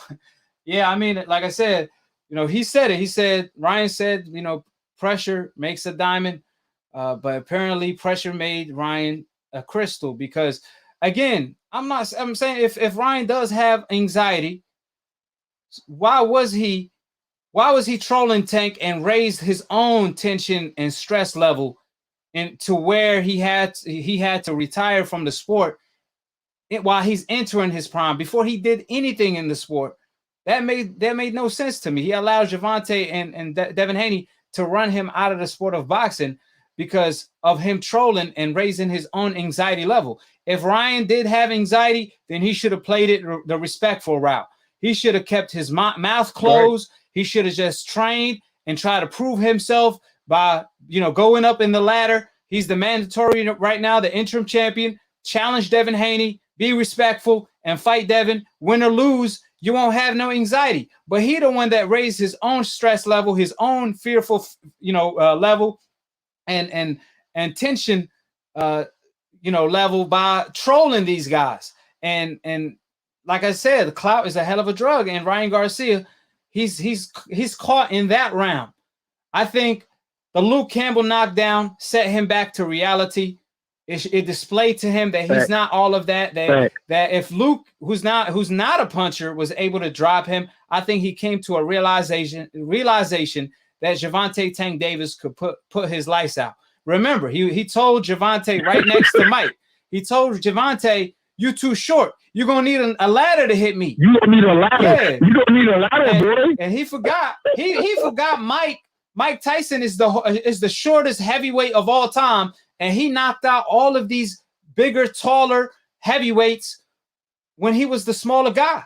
Because height and reach is not everything in the sport of boxing. It's all about skills. And like I said, mental as well is more mental than physical. So I think Ryan had a reality check when he went back and sat back and analyzed Gervonta, and he realized that he's in for doom.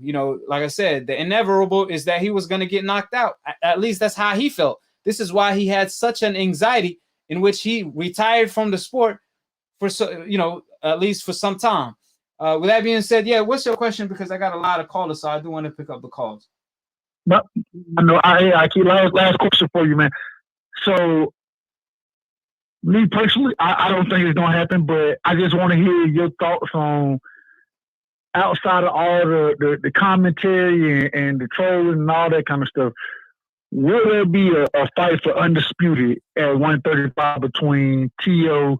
and I think T.O. will go knock out Kambosos. So will there be a fight between T.O. and Devin for undisputed? What are your thoughts on that? That's the fight that needs to happen at the lightweight division. I think if that fight happened, it will be a game changer, because that will show the other fighters that, like Charlo, for example, the Canelo. It will put more pressure on Canelo to fight Charlo. It will put more pressure on everybody to fight each other. It will put more pressure on Crawford and Errol Spence to make it happen. If Devin and T.O. fight each other, think it's going to happen? If T.O. does, like I said, if he want to be the takeover, he gonna fight Devin. And I think pressure is getting to him. But again, if he want to be the takeover, he gonna fight Devin. But if he want to be the fake over, if he want to be the MBF takeover, then it ain't gonna happen. I mean, it's all up to T.O. We'll see. Me personally, I'm not as optimistic as I used to be, because T.O. done lied to us like a million times. I mean, I seen this man, like I said, he will say one day, I'm sending Devin a contract. I report the news. The next day he will say, why should I fight Devin? I'm be honest with you guys. I ain't fighting Devin. I'm fighting Kambosos. I'm like, what? I'm going based upon, what you said. I believed you. So me personally, I don't think T.O.'s going to fight Devin. After the last thing, brother, hey man, for new media, you doing it big. I'm a big Cowboys fan. I got a couple guys out there. I call them new media as well. Keep up the good work, brother, because we appreciate the work you putting in, and we're not looking at these 3-4 letter networks no more. We're listening to people like yourself, because you keeping it 100, bro. You keeping it a buck, and we love that convo, bro. So keep it up. I salute you, bro, and I'll call back in when I get a chance, brother. Take it easy. Yes, sir. Yes, sir. Appreciate the love and support, my brother. I look forward to talking to you next time. All right. All right, brother. Yes, sir. Yes, sir. How you doing, AKHi? Who this is and where you calling from? Can you hear me? Yeah. Hello? Yeah, hey man. I just want to make sure you can hear me. Yeah, I can hear you. What's up, man? So getting back to the original discussion, you were talking about Floyd Mayweather versus Canelo, both in the primes, correct? Okay. Okay, so you're saying that you think that Floyd would actually stop Canelo? You think he would knock him out? Yep. You heard what I said. Yeah, get to the point, because I got a lot of callers, so I'm trying to pick up everybody. Okay, well, all right, I'll get to my point. Who's this again? Who's this? Because I heard you. I think I already knocked you out on more than one occasion. Like, you done called it like 100 times. I think I done knocked you out. I thought I ended your trolling career, because I give decafs rematches on split decision, but you got to announce yourself. If you already got knocked out a couple times, I need to announce you as 0-3. And when I say 0-3, I mean 3 by first round knockout. So who's this again? First time caller, my friend. Man, this is not a first time caller. I recognize your voice. I heard it on more than one occasion. Okay. All right. Well, then explain to me then how you're not biased towards Black American fighters. Explain it. What do you disagree with? You think Canelo? You don't think Floyd could knocks out Canelo? How's that being biased? How's that being biased? Being biased. You only promote Black fighters and you complain about racism, but you are only promoting the Black fighters and always going against the other fighters of other races. Okay, give me an example of what I'm being biased toward. Give me an example. What did I say that's biased? Point it out. I'll give you an example. You banged on Lomachenko, Triple G. Never heard you say anything positive about those guys, but hey, if they're fighting the Black guy, you'll be saying everything you can about them and bigging them up. So what did I say? What did I say you disagree with? What did I say you disagree with? Because I remember your voice. I knocked you out on more than one occasion when it came to the glove gate. Canelo, I already. Okay, go. You keep saying I'm biased, but go ahead. I'm asking you, what did I say you disagree with, so we can talk about it. I just gave you examples, man. What is it? Go ahead, give me the example. What did I say? You said I'm being biased toward Gennady Golovkin and Lomachenko. The best, correct? Okay, this is what you said. You said Black American fighters are the best. That's a fact. That's a fact. That's a fact. Okay, so then you're biased towards them. Okay, so is Muhammad Ali the greatest? Is Muhammad Ali, Floyd Mayweather, Mike Tyson, Roy Jones, Sugar Ray Leonard, Hagler, Hearn, Sugar Ray Robertson, Jack Johnson, Joe Louis, all these great fighters I just named who are on the top 30 greatest fighters of all time, aren't they all Black? Exactly, but you're proving my point and you're biased. That's not being biased. That's a fact. The Black fighters in the sport of boxing are always the best. Who is your favorite? Who you think that's a non-Black fighter that's the best? Go ahead and name me a non-Black fighter that you feel like should be so praised. Go ahead, give me that guy. Give me that guy. You think okay, but you saying I'm biased. Name me the fighter. Name me the fighter that you feel like is that's non-Black, that's greater than these Black fighters I just named. Then Roy Jones, Floyd Mayweather, Sugar Ray Leonard, Sugar Ray Robertson. Name me a non-Black fighter that's better than these fighters.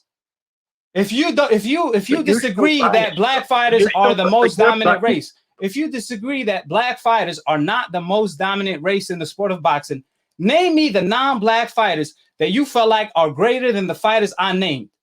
Racist. You call everyone else racist, but you're the one.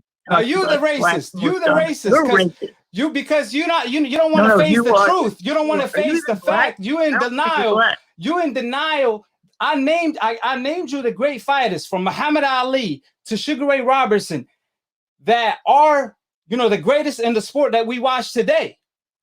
They are the greatest. Muhammad Ali, Floyd Mayweather, Roy Jones, Jack Johnson. These fighters are classified as the greatest in our sport. They are on the top 20 greatest fighters of all time. So if you think I'm biased, if you disagree with the fact that Black fighters are the most dominant race in the sport of boxing, can you please point out the non-Black fighters that you feel like are greater than Muhammad Ali, Roy Jones, Sugar Ray Leonard, Sugar Ray Robertson? Go ahead. The floor is yours. The floor is yours. Go ahead. Point out these Mexican fighters. Go ahead. Who are they? Do you think the Mexican fighters can measure up to the Black fighters? No. You are not giving me no names. Give me the names of these fighters that you feel like are greater than the fighters I brought up. Mexican fighters in general can fuck with any Black fighters in general? Yes or no? Mexican fighters always lost to the best Black fighters. See, that's what I'm saying. Didn't Floyd Mayweather made a living? Didn't Floyd Mayweather made a living off beating Mexicans? Floyd Mayweather made a living off beating Mexicans. You got Canelo Alvarez on the other hand. He ducking all the Black fighters. You see Floyd Mayweather making a living off beating Mexicans. On the other hand, you see Canelo ducking all the best Black fighters. And that's a fact. So name me again. You know, the floor is yours. You ducking the question. Name me the fighters that you feel like are Mexican or non-black that are greater than the black fighters that are the most dominant in the sport of boxing. By saying most dominant in the sport, you're proving my point that you're biased towards black fighters. Name me the black fighters. Excuse me. Name me the non-black fighters you feel like are greater than the black fighters. You just said that they're the most dominant race, and that's the race you're pulling for, right? Yeah, I appreciate the super chat. 99% of the presidents were white / not racist or biased. You know, well, let's talk boxing. Let's keep it boxing. This dude ducking the question. I'm making you tap out. You tapping out on me. I'm gonna make you say no mas. You're gonna quit like Duran quit. You're gonna quit like all your favorite fighters quit. You're gonna quit like Chavez quit. Name me the non-black fighters that are better than the black fighters if you truly believe that black fighters are not the most dominant fighters in the sport of boxing. At any point in the sport. I don't care if it was 10 years ago, 100 years ago, or today. Hello? Anybody home? Anybody home? You see how this decaf hang up? You see how this decaf hang up? Like I said, another knockout on split decision. You know, it's just easy work. This dude hang up just to show you. Like I said, I gave him, I mentioned all the great fighters in the sport of boxing like Muhammad Ali, Sugar Ray Leonard, Robertson. The list goes on and on. I don't need to mention none of the greats. You see Crawford, Errol Spence today. I mean, the list goes on and on and on. And the black fighter's always been the most dominant in the sport of boxing. Muhammad Ali is the greatest. Floyd Mayweather is TBE. Sugar Ray Leonard beat all the Fabulous Four. Roy Jones was untouchable. Sugar Ray Robinson created the term pound for pound. All the fighters that are classified as the greatest of all time, they are all black American fighters. So if you disagree that black fighters are the most dominant in the sport of boxing today, or overall in the sport, in the history of the sport, then can you please point out who are these non-black fighters that we should mention as the greatest? Because they are some, don't get me wrong. There's Salvador Sanchez, there's Lomachenko, but Loma is not one of the greats. Man, Loma got his ass whooped by Salido and Teofimo. Canelo Alvarez, Floyd Mayweather whopped the floor with him. He lost every single round. Lara beat him. Lost twice to Triple G.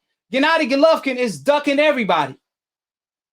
So who are these fighters that you guys believe that are non-black that should be mentioned with these black fighters like the likes of Muhammad Ali, Sugar Ray Robinson, and Floyd Mayweather? None. There's none. That's why when they talk about Canelo, they say he the best Mexican fighter.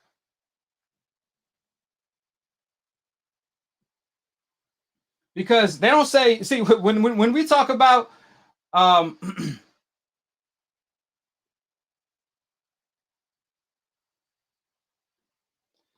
when we talk about, there's certain people, when we talk about Canelo, they never say, he the greatest. No, they say he's the best Mexican fighter of all time. Even though that's a stretch. That's a stretch because Barrera fought the best. Barrera is one of the best. Chavez Sr., he's one of the best. Salvador Sanchez. So it's between those three. Morales too.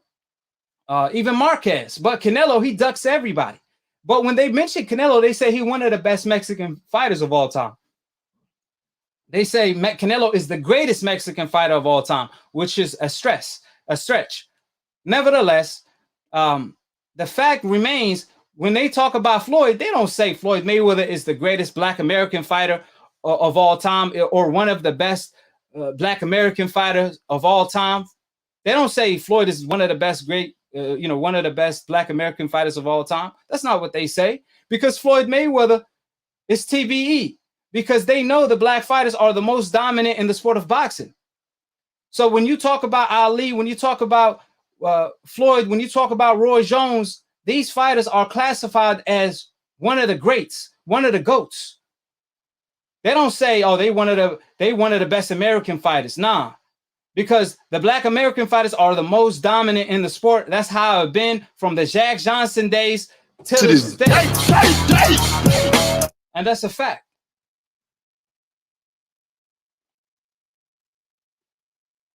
How you doing, AKHi? Who this is and where you calling from?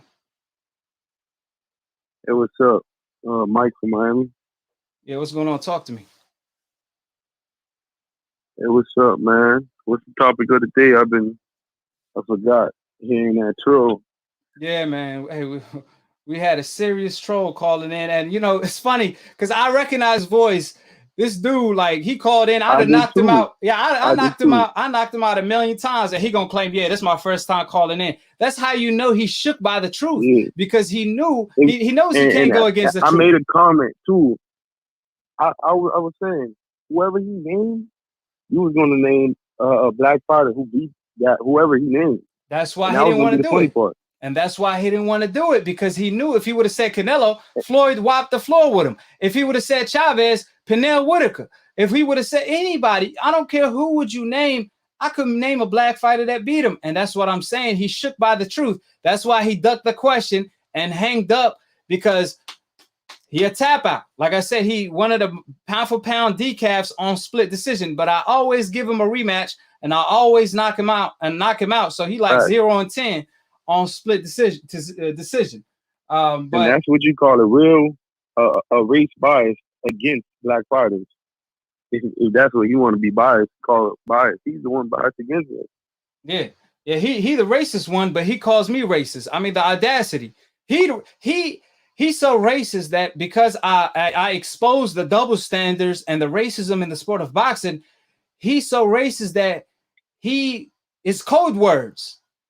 Calling me race bait and call me a racist is another word of calling me at, the N-word level, because why? I'm telling the truth that they're the most dominant race. I mean, that the truth is the truth. I'm not black, but I'm not gonna lie. Why would I lie? Why would I lie and say black fighters are not the most dominant in the sport of boxing when they are? Why would I lie? That's like saying basketball, white fighters are the most dominant race in the sport of basketball.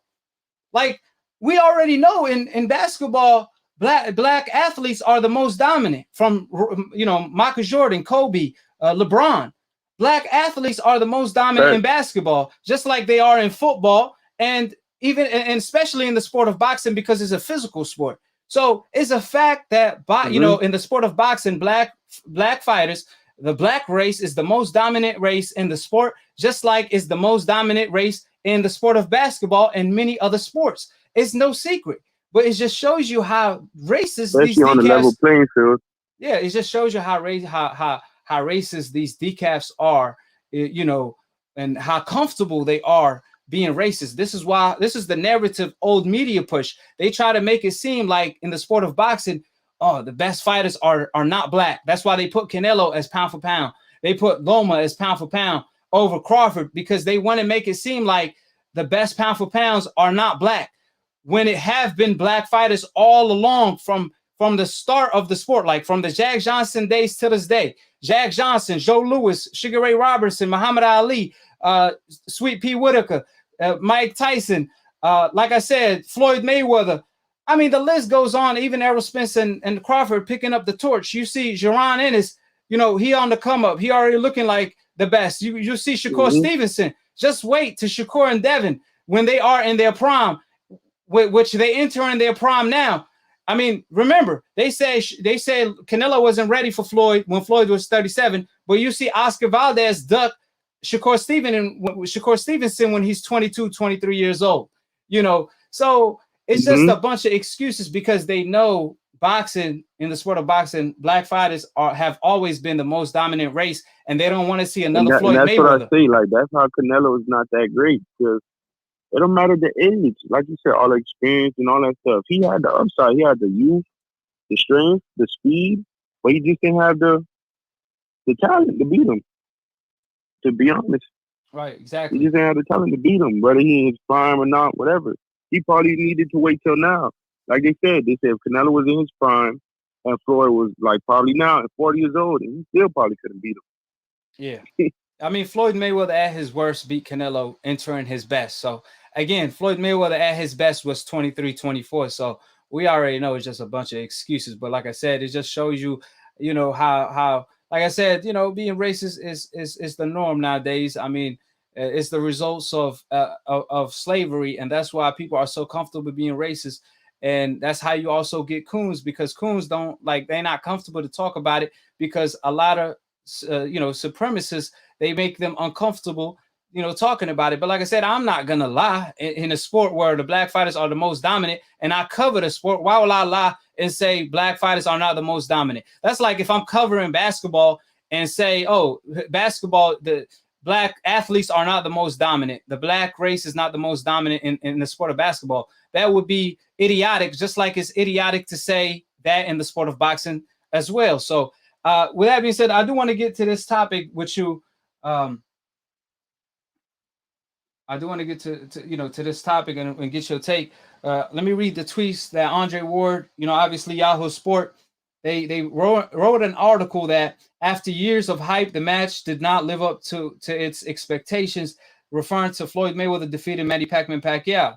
Andre Ward responded to this article by stating, the lofty expectations was that Manny was finally the guy who would beat Floyd. This was Floyd's 48th fight. We knew what we were getting from Floyd, a master boxer. Why was everyone surprised? ? This was a good fight.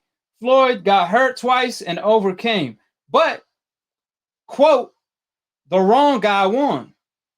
Floyd, Andre Ward continued to say, "I'll call this fight ringside with Mario and enjoyed it. The reason this narrative has been pushed is because Floyd won. If the same fight happened and Manny won, it would be a different headline. For years, media told Floyd, for years, the media told the public Floyd was scared. So when he won, they felt cheated." So first of all, I mean, I love that Andre Ward told the whole truth on that, but I just wish he will check Tessitore on live TV whenever Tessitore does trash Floyd, because let's make it clear. I mean, Tessitore, he did shit on Floyd at one point by claiming that everybody want to be a businessman in the sport of boxing because of Floyd when Tio was fighting Lomachenko. Now, I do want to make it clear. I just wish that Andre Ward responded to Tessitore, just respectfully by saying, listen, at the end of the day, I mean, it was Pacquiao who turned down the Floyd Mayweather fight in 2009. Floyd Mayweather sent Pacquiao a $50 million offer with a 50-50 split on pay-per-view. And Pacquiao turned down the fight for a drug test. Now, mind you, Pacquiao responded to Floyd Mayweather email by saying, can we have a 30 days cutoff date? Can we have a 30 days cutoff date when it comes to testing, when it comes to VADA testing? So as they were going back and forth, Pacquiao team also stated, if Pacquiao does fail a drug test, can we keep it under the table, on the hush, until after the fight? In which Floyd Mayweather all team, these requirements. Yeah, and in which Floyd Mayweather team refused. They said, listen, it's going to be a drug test by, USADA, Olympic style drug testing. So if Manny Pacquiao failed the drugs if he fails a drug test for steroids, so on and so forth, the fight is canceled. There's, you can't fight on steroid. And then Pacquiao team pulled out of the fight. They turned down the fight due to a drug test. $50 million with 50-50 split back when Pacquiao and Floyd Mayweather was on their heyday. So again, for the people that continue to push the narrative that Floyd Mayweather, he built the fight. He was being a businessman. He waited Pacquiao till he got old. All that is debunked, because either Pacquiao was on steroids, that's why he avoided Floyd, or Pacquiao simply ducked Floyd because Floyd was his kryptonite with his offense and defense, because Floyd got the best ratio for the offense and defense. That being said, you can't have it both ways. Either if you want to blame the fight not taking place on time, you got to blame that on Pacquiao. That's a fact. Now, you could blame it because Pacquiao was on. Yeah, because he try to duck, he try to make all these excuses, and then push the media. And it's like, yo, like you said, everybody knew Floyd was one of the mandatory random blood and urine tests. Everybody took it but him. All his requirements and all this stuff. If he really wanted to fight so bad, he was ready to wire him 20 mil, do all this stuff for him. You see, even with Floyd, when Madonna was cheating, he gave him a free $1 million just to wear good gloves so they don't do no bare knuckle brawl. And it's crazy how he pushes the narrative and he's an old businessman, he's a defensive fighter. But you see everybody giving excuses why Canelo do the same thing. Oh, Tio, you should do that. And it's like, hey, Floyd gave everybody the money print. And all these dudes trying to copy, but they can't do it like him because they want to duck all the best fighters. And now you got to fight the best to be the best. And now you see fighters, you see old media, when it's their favorite fighter, they tell them to follow Canelo duck print. You know, just duck everybody, avoid all the black fighters and fight whoever you want to fight. They telling Tio at 23, fight whoever you want. You already proved yourself. Floyd Mayweather proved himself for 2 decades, and they still telling him to fight Gennady Golovkin. Floyd Mayweather was retired in 2017, and he went to First Take, and they told him, why don't you move up to 160, a division he never campaigned at. They want him. Floyd already moved 5 different divisions. They want him to move another division to 160 and fight Gennady Golovkin after retirement, 2 years after retirement at 42 years old. He's the money man. He's the grab. I mean, nobody knows about Triple G. He's the money man. Yeah. He's the one making all the demands. Yeah. And they trying to push him. They don't want to push Canelo at least fight David Benavidez. He come to the division. He don't want to fight Mexicans. He want to fight Julio Cesar Chavez Jr. He's like a smaller dude. And it's like he gets passes for fighting them guys and older guys. And it's like, yeah. And exactly. Especially you really know about the game. Yeah, I mean, Pretty Boy, like I said again, Pretty Boy was the boogeyman, so he wasn't no damn businessman. He fought everybody. He was the most feared. Money Mayweather, he fought the best named fighters. Pacquiao, Canelo, Sugar Shane Mosley, Cotto, Maidana. He fought around these guys. The same age or younger. And fought them coming off their biggest win. You see Canelo fighting fighters coming off their worstest performances, like Avini coming off a loss, or 2 year layoff. You know, 2 years. Sandra's, last couple performances, he looked like shit. Kovalev, he was one leg out of the door. Rocky Fielding, he'd been knocked out before in the first round. So again, he gives up belts, but they stay trying to claim he fight the best. Floyd Mayweather actually fought as Money Mayweather, fought fighters coming off their biggest wins. And they trying to claim he's a businessman. But they try to say Floyd Mayweather fought Pacquiao when he was too old. Pacquiao was younger than Floyd. Floyd was older than Pacquiao. So how you going to claim Floyd Mayweather aged Pacquiao when Pacquiao was younger than Floyd? And then it's crazy. 5 years later, when Pacquiao was 40 years old, he beat an undefeated Keith Thurman in his prime. And they try to say he was old when he fought, when he lost to Floyd, but he wasn't old when he beat Thurman 5 years later. You can't have it both ways. But again, I do want to mention, because like I said, they say Floyd, the fight was born because their favorite fighter lost. See, Pacquiao lost. So because their favorite fighter that they were rooting for lost, now the fight was born. But nobody was claiming the fight was born during the fight. I mean, I didn't hear nobody boo. It was a lot of cheers. Every time Pacquiao landed or hurt Floyd, everybody was cheering. When Floyd was outboxing Pacquiao, everybody was cheering. Nobody claimed it was born. Nobody was booing. All of a sudden, after the fight, old media want to push the narrative the fight was born because their favorite fighter lost. But if their favorite fighter won, if Pacquiao beat Floyd in the same fashion, then they would have claimed it was one of the greatest fights of all time. Now, mind you, Floyd Mayweather outlanded Manny Pacquiao. Floyd Mayweather threw more punches than Manny Pacquiao. So how is the fight, like they blame Floyd Mayweather for the fight being born when Floyd threw more punches and outlanded Manny Pacquiao? So if anything, blame Pacquiao for not living up to the expectations, not throwing 1,000 punches like he usually do, and making excuses after the fight. And not hurting him either. And not hurting him, not taking chances. Pacquiao, Yeah. He been, yeah, and I take a chance because, like they say, Mayweather has no punching power. Mayweather can't hit, and everybody know Canelo. I said Canelo. Everybody know Pacquiao can take a hit. He been It was, remember, it was a Pac-Man challenge before the Nate Robinson challenge. He been sleep. Yeah. So it's like he know he can take a punch. So why not run into Floyd face? Why so not? He knows he has enough power to back him up. Exactly. Why not take risks? I mean, he was losing the fight. He clearly was losing the fight. So why didn't he take chances? Why was he? How you gonna get? Like I said, Floyd Mayweather threw more punches than the volume punches, the puncher Pacquiao. How you gonna let Floyd Mayweather not just outland you, but throw more punches than you? What sense does that make? And then they're gonna blame have Floyd. The juice. Yeah, literally. Yeah, I mean, you got a point, brother. You got a point. I mean, remember, they said Floyd Mayweather ran, but Floyd Mayweather was in the corner. Like, literally, Floyd was in the corner. Pacquiao had Floyd Mayweather in the corner. Now, we all know in the sport of boxing, the corner is the worstest place in the sport. I mean, in the ring. Like, if you're in the corner, that's like a dangerous spot. Floyd was in the corner. Especially for a guy like Pacquiao who's quick. Yeah, Pacquiao had Floyd in the corner. I kid you not. He backed down. He backed up.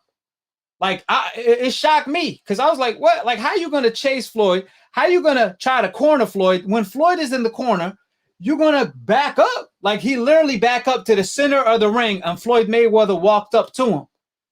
Remember, Pacquiao's supposed to be the aggressor. Pacquiao was claiming Floyd Mayweather was running. So why would you back up when you have Floyd Mayweather in the corner?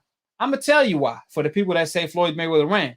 Because Floyd was running his fist to Manny Pacquiao face. That's the only thing that was running is Floyd's fist to Pacquiao face, because Pacquiao knew every mistake he made, he had to pay.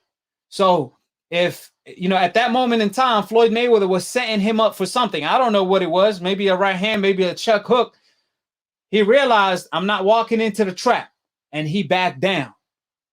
So you can't use that running excuse because you had him in the corner, stuck in the corner, and Pacquiao backed down because, again, skills pay the bill. So, like I said, when Pacquiao, let's say if Floyd Mayweather was moving around like Muhammad Ali, that's part of the sport. You have a matador, you have a bull. And Pacquiao, everybody wanted Pacquiao. Everybody wanted Pacquiao to fight Floyd because they felt that Pacquiao pressure, volume punching, and speed, power is the kryptonite for Floyd.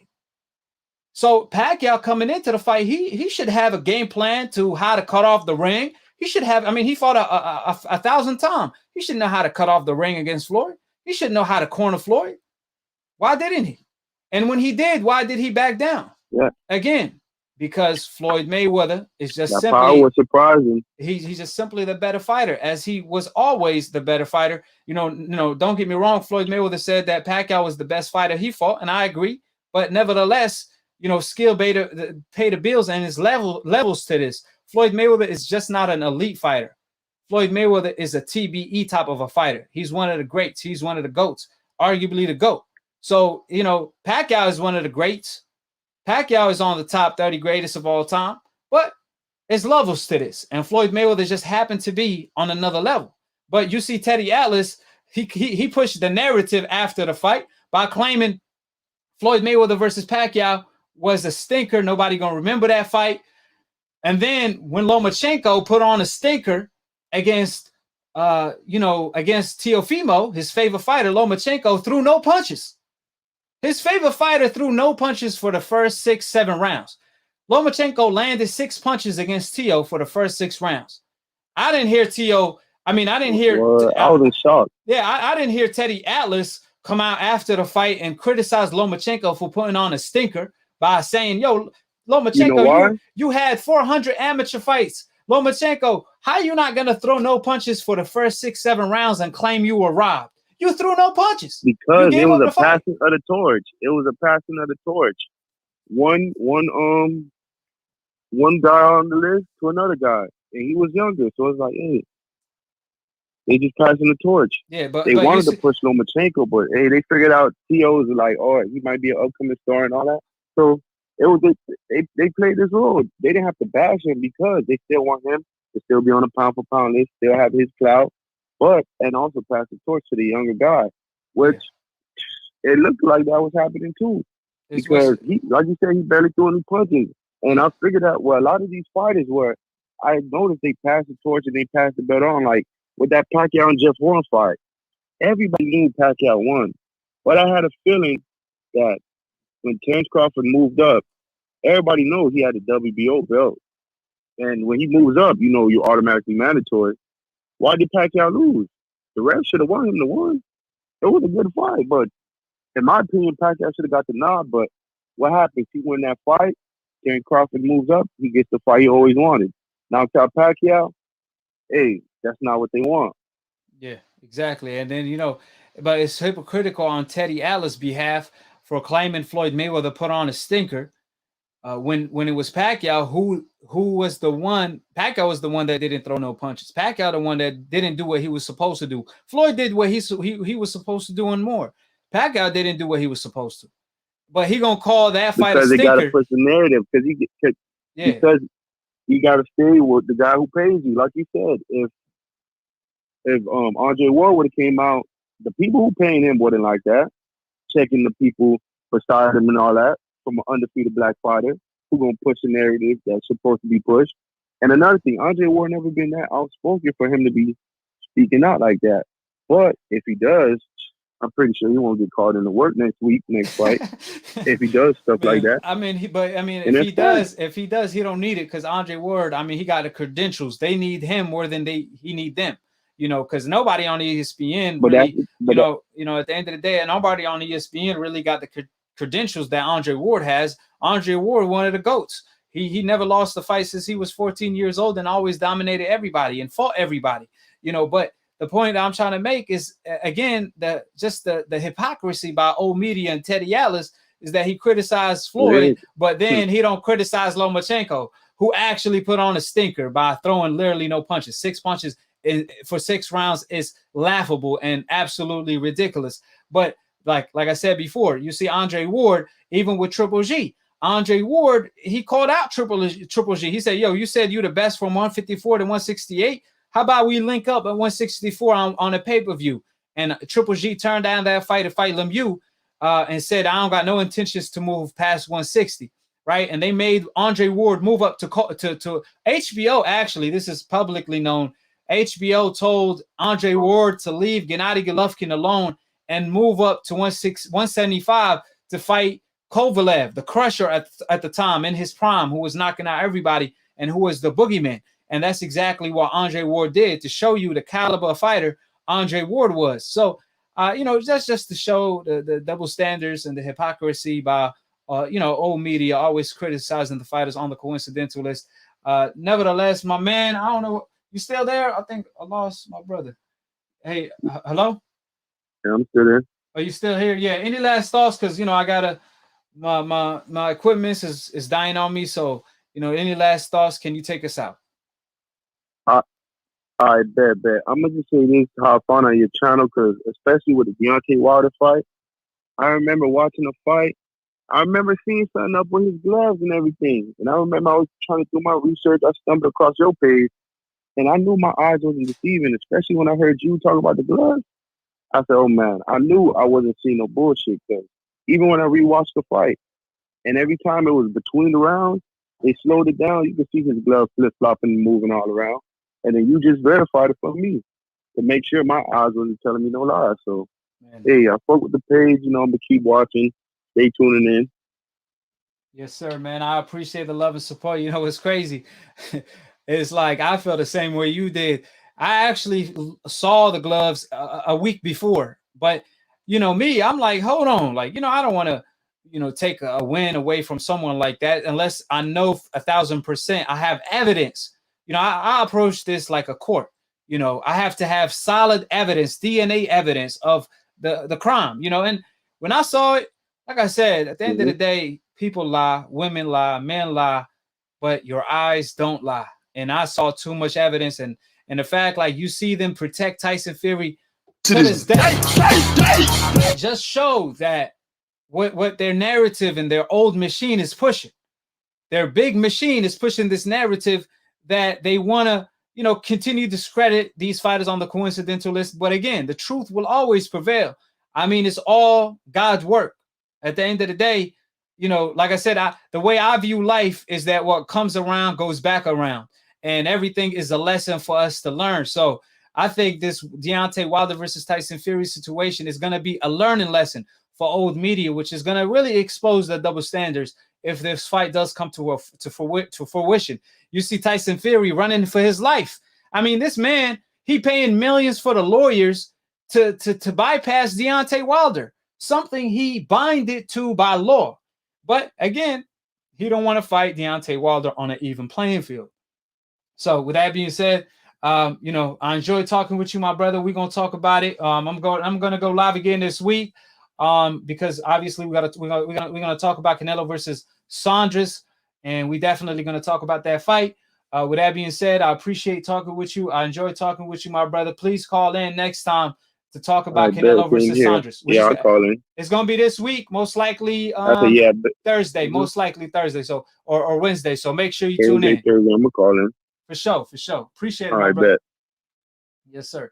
All right. Appreciate everybody for tuning in. That's still up. You see the camera died on me, and I'm still cooking with you guys.